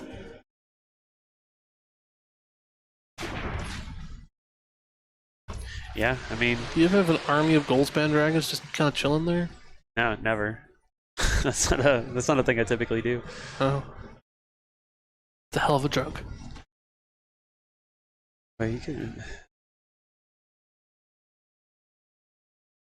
If he wanted to really be sneaky, he could memory deluge, counter it, Dragon's Fire, and then he could get the thing back. I mean, his little thing to pop off. Yeah, that is true. It might not be the most advantageous, but it is very funny. It's 3 Goldspan dragons. That's insane. We got the shared emotes. You just pass turn. His Tree Folk is 10-10. I just realized that. Throw the bird in front of it. He's gonna have to. Oh, no, he can't. He has to throw a Goldspan and the bird because of the trample. If he doesn't perfectly block, he will just die. Oh wait, he has enough to Dragon's Fire. What do we care? He has enough for Dragon's Fire. Yeah, that's true. And Let's see it, Mike. Let's go to Mike's thing and see if he doesn't. Yeah.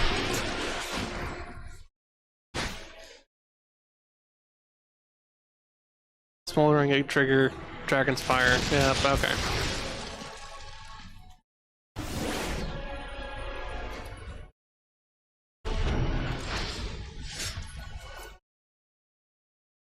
yeah, you probably memory here. Mm-hmm. Fish. Crazy octopus man in the chat. And then the dragon's alive. Gets the negate and gets Prismari command. They seem to be the best ones right now. Yeah, I mean, I guess having a counter spell is fine. I don't know that negate is really useful in this matchup. Man, this is a loaded Maybe board. just got it for style. Yeah, I mean, I don't think really any other options. Good game. All right. That was a heck of a game one. That was a very strong game one. Yeah, so Mike goes all the way down to 1 health, gets his calculated moves ready to go, He got away with it. and sends it. Let's go to game 2. Christmas. Goodness me. That was wild. Man, Hell of a grand final, potentially. that was wild. Very wild. We just bring in all the gold spans, right? Yes. All the gold spans, all the blizzard brawls, all the plummets. We pray. They're going to come back. Plummet would be awesome here.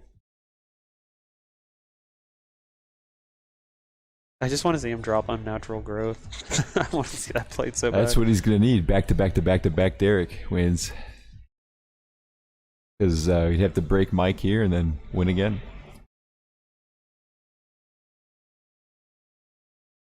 I don't know. Goldspan is just such a powerhouse card. Goldspan has been nutty. And thank you everyone again for watching, and thank you everyone for joining. This has been a fantastic first tournament here at Connect Esports. I think it has gone amazingly well. We've had some very entertaining games and some very entertaining co-host. Oh yeah, they're there right there. I'm the best. No one else is good. You definitely have the best facial hair, I'll give you that. Oh yeah. Hey, what'd you say? Best facial hair? Yes, best facial hair, but you have the best hair. There you go, yeah. Yeah, you know? So hair trumps facial hair because it includes facial hair. Yes. So I have all the best hair. I don't agree with that. we're gonna need chat to just settle this for us while we're watching these dragons swarm. Look at that golden stash. The golden stash is cooler than just the, you know. Then what, Bob? Then what? Then the serious stash is what I'll call it. I was going to say like 1970s trucker, but that works too. I'm gonna throw a chair. You guys are about to see me throw a chair in this place. Tell them Large Marge sent you. Yeah, you could be you could be in WWE, man. You got a stash that's like it's almost Hulk Hogan, but that's, you know, the wrong color. Not quite that long. I mean, but hold on a second. Look how far it's starting to wrap around your mouth, man. It is. All right, back to the hair. Anyway, back to the game. So we have a pretty good mammoth on the board, and we have a really good. We have one of those eggs. Oh, there's the old girl throw. Throw a chair, coward. Throw a chair. This is horse crap. Watch your language. I said horse crap. That's definitely PG. Oh yeah, allowed. Dragon's Fire on the mammoth. It's a good move. Mike is just gonna get down to 1 life again and come out of nowhere. It looks like the strategy. I mean, it worked out last time. Yeah, it did. If it works. Yeah, WWE wrestling next time. We do have the folding chairs already that we can. That's what we need to do. We need to stream some WWE wrestling games. Mike is baiting Derek. What was the really good WWE game for the GameCube? You have a GameCube WWE tournament? SmackDown? Maybe. SmackDown was like PS2 and stuff. I don't know. Wait, is gambling allowed in Ohio? We could do AI bets. AI bet. Like custom bet on them. That's insane. That's what you do for the 24-hour stream, Mary. That's what you do for the 24 hours. Yeah. It's just AI battles on SmackDown. You could do AI battles on Smash. Yeah. That's how I got Mewtwo. That's how you get Mewtwo on the GameCube. You just let it play for 100 hours. So we have Mike controlling the board out. He's Just deep in the tank. Sitting here pondering. Look how serious he is. You He's know very when, serious. Yeah, you know when Mike has a very good tell. You know when he's like super right there. He's just, what am I going to do with these dragons? He's deep in the tank. Oh, Faceless Haven. That's never fun to see. Such a good card. Does Mike have any answers? A Dragon's Fire on that Faceless Haven would be really good. Yeah. I think he still has a gold. Oh, Burning Hands. That works. Oh, small. Wait a minute. Didn't the target for the... Oh no, Burning Hands targeted the Old Growth Troll. I thought Burning Hands targeted the Faceless Haven. I think... Mike is already down to 2. Well, we said that last time. Yeah, I know. Yeah, he's got double the points he had last time, though. He's got to lose a point. Statistically speaking, you are correct. Let's see what he wants to do. He's in a tough spot. Yeah, he doesn't have as many dragons, though. No, he doesn't have gold span. He definitely needs that. But he's got, was that 3 memory? No, it's 2 memory to lose. And I didn't see the Epiphany. The Epiphany is very strong. He'd have to last. He doesn't have mana for the Epiphany.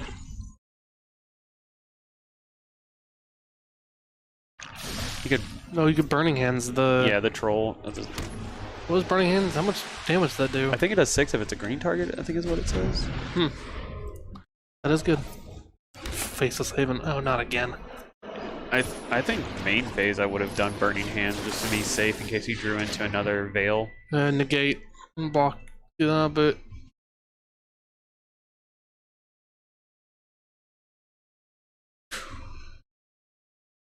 Oh wow. Oh, good game, yeah. Negate, Ashmouth, blow that up. Animates the Faceless Haven.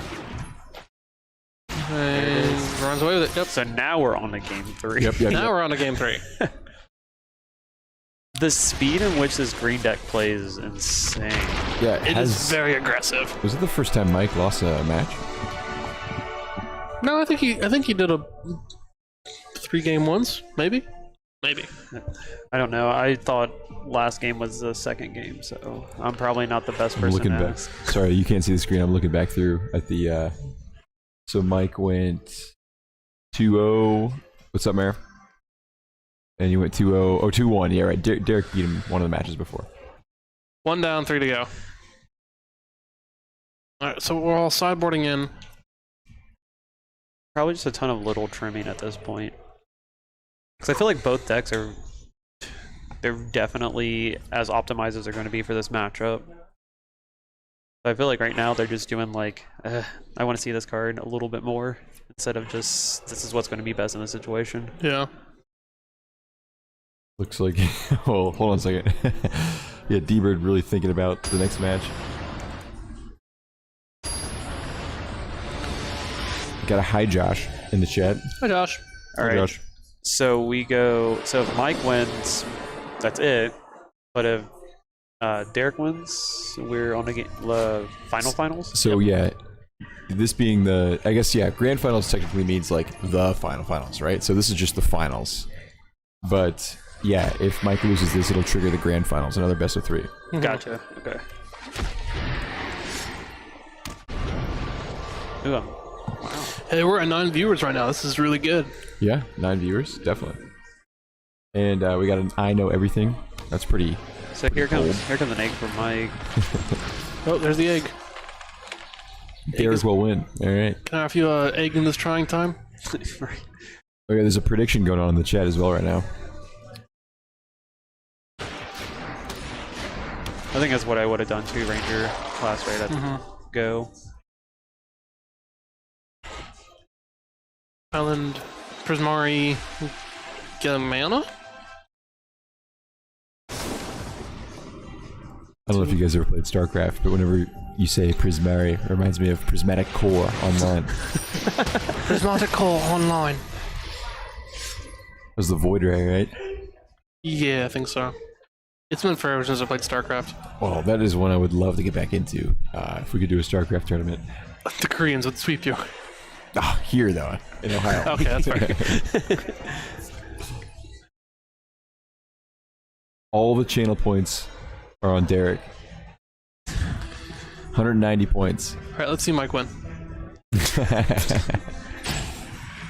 drop the pack leader. Mike's been handling this match very well. He's had the answers when he's needed them.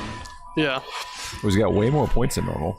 Yeah, you're right. At this stage in the game, that's at least 2 points more than normal. Ooh, Aldrin's Epiphany. Yeah, you can get the mana for it. And he's not at 1 or 2, so he can probably stall out and get it. So there's the mana.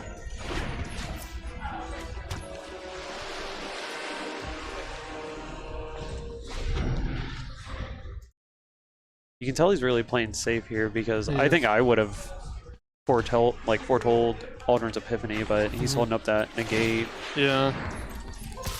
He's holding up something. I think he's trying to hold on to that egg as long as possible. Because if he pops that egg and takes another turn, he starts chaining stuff together, it goes nuts. Exactly. Great nuts. Absolutely. He knows Derek has that Blizzard Brawl, not necessarily in hand, but in deck, so that negate is going to be super important.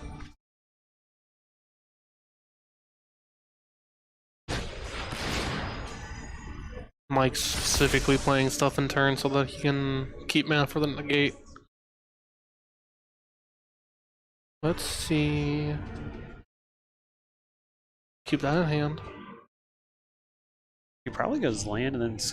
He doesn't have a whole lot of red mana. He has a treasure, but I think how much does he need red mana? Yep. Okay. Yeah, that's kind of what I figured he would do. He has enough for 2 negates now. He's got to be slow and be safe. Oh, you can kill the dork.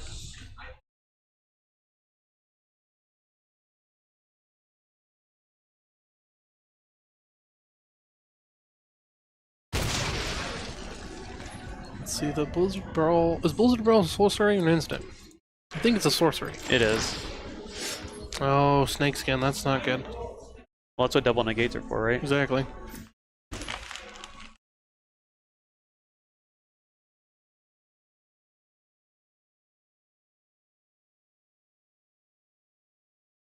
I think I would play Mammoth here.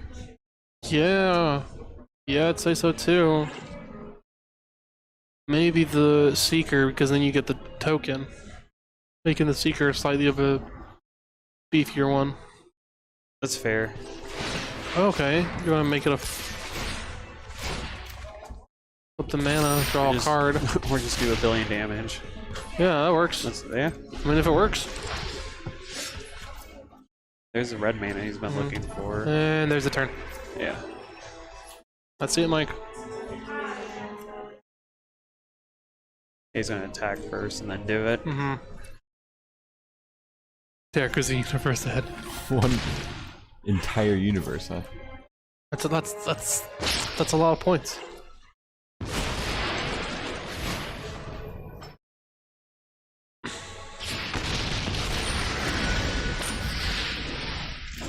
And a gold span dragon. There it is. There's what he needed. Yeah, now he can, honestly, if he wants, he can throw away the dragon and keep gold span. If the what?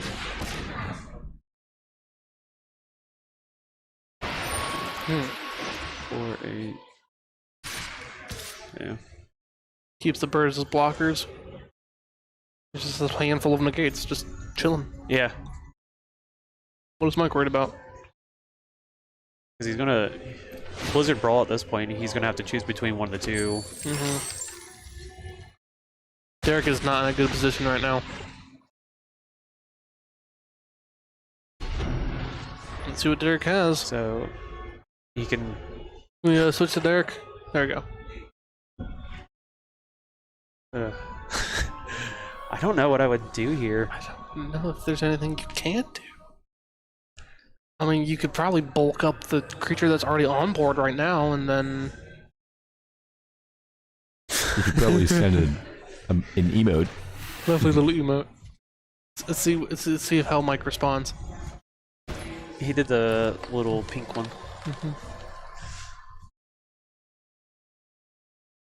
Yeah, I can make his wolf super beefy. You can make it base 5/5 with trample.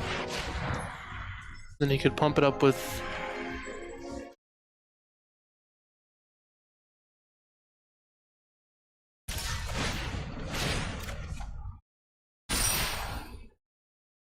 Oh, if Mike gets cocky, he could pump it up with the next skin, but nope.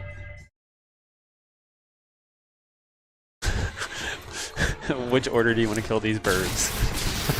Hey, sometimes it matters. I know it does. It's just funny. I love when you're prompted like that. To the same bird. There goes the double negate. One of the 3 negates, you mean? Man, 4-3. Yikes.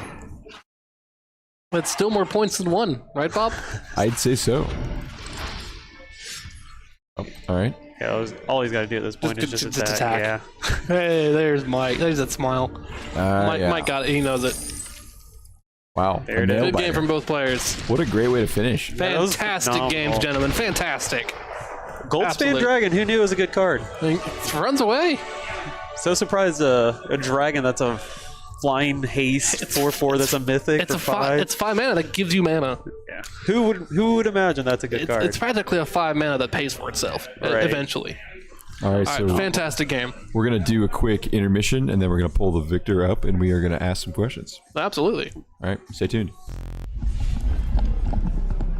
Xboxes in 2 different rooms, hook them all together. We would link up and 4-on-4 and 4 dudes sitting in a hot room together and with 4 dudes in another hot room together. We believe in the power of video games and how it can connect people, and that online element is great, but people still need that in-person interaction. It's like the old arcade or the old comic book stores where you could gather and talk about that interest. It's a safe space for people to hang out and just chill with their friends. I think that's the biggest part. I used to love playing LAN parties back in the day, playing Halo in the basement, and this is the same feel, but here with the newest games, with computers, with Xboxes, you can come out and you can play, Fortnite, Call of Duty, all right next to each other. It's just a way to connect to your game that you love, but also to your friends and family that want to play with you. Can't have the esports without the healthy competition behind it. Competitive video gaming in general, I love because it's a healthy way to have that competitive feeling. Whenever you go into online games, a lot of people will say the community is toxic, but if you all meet in person, that all just seems to kind of go away. The PCs here are all high end. Everything is really nice. It's very clean. It's cool. It's just a fun place to be. I brought my son in here, and he sat down and played some Valorant the other day, and he enjoyed playing on the chair and the keyboard because everything they have is top end. Nothing here is generic. I love this venue because it is so professionally set up. You really feel like you are a part of something here.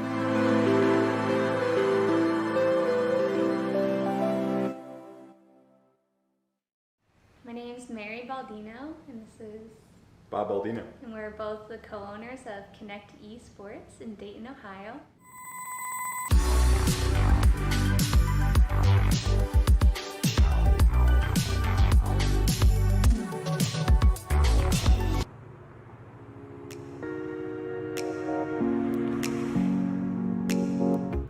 The inspiration actually came from Bob when he took a work trip to San Francisco.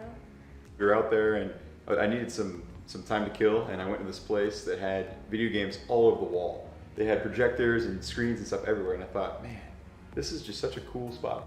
They blended into a building that was old and part of the city for sure. It was very unique, so that gave the plan to see. All right, everybody, welcome back. All right, so on the stage, we've got our Victor. Not only is he a co-commentator, Mike, he's also a great player. Let's hear from him. All right, thank you for joining me up here again, Mike. Thanks for having me back. Tell me a little bit about what went through your mind, the grand game, the final game.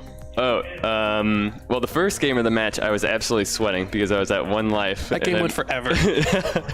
And yeah, it was a roller coaster of emotions in that one. In the match, it's really tough to go second. So I was lucky I got to go first in games 1 and 3. But as you saw, game 2 went kind of south because he was able to just overrun me before I could catch up and defend myself. So, Well, that's fantastic. So tell us a little bit about your deck and how it won, sort of thing. Yeah, sure. So I really like the blue-red dragons deck right now. I think it's very well positioned. Counter spells are very good answers to things like Run-In 7 and Iska's Chariot? I don't know how to say that word. Esika's Chariot. And other expensive, powerful spells that if you let resolve will run away with the game. And then, of course, the dragons just pair so well with those counter spells and removal. Like Goldspan Dragon, you play it and then it gives you mana back to protect itself and clearly does quite a bit of work. Oh, fantastic, yeah. So here are your prizes. First, you get a free any regularly priced combo meal from Lee's. Awesome.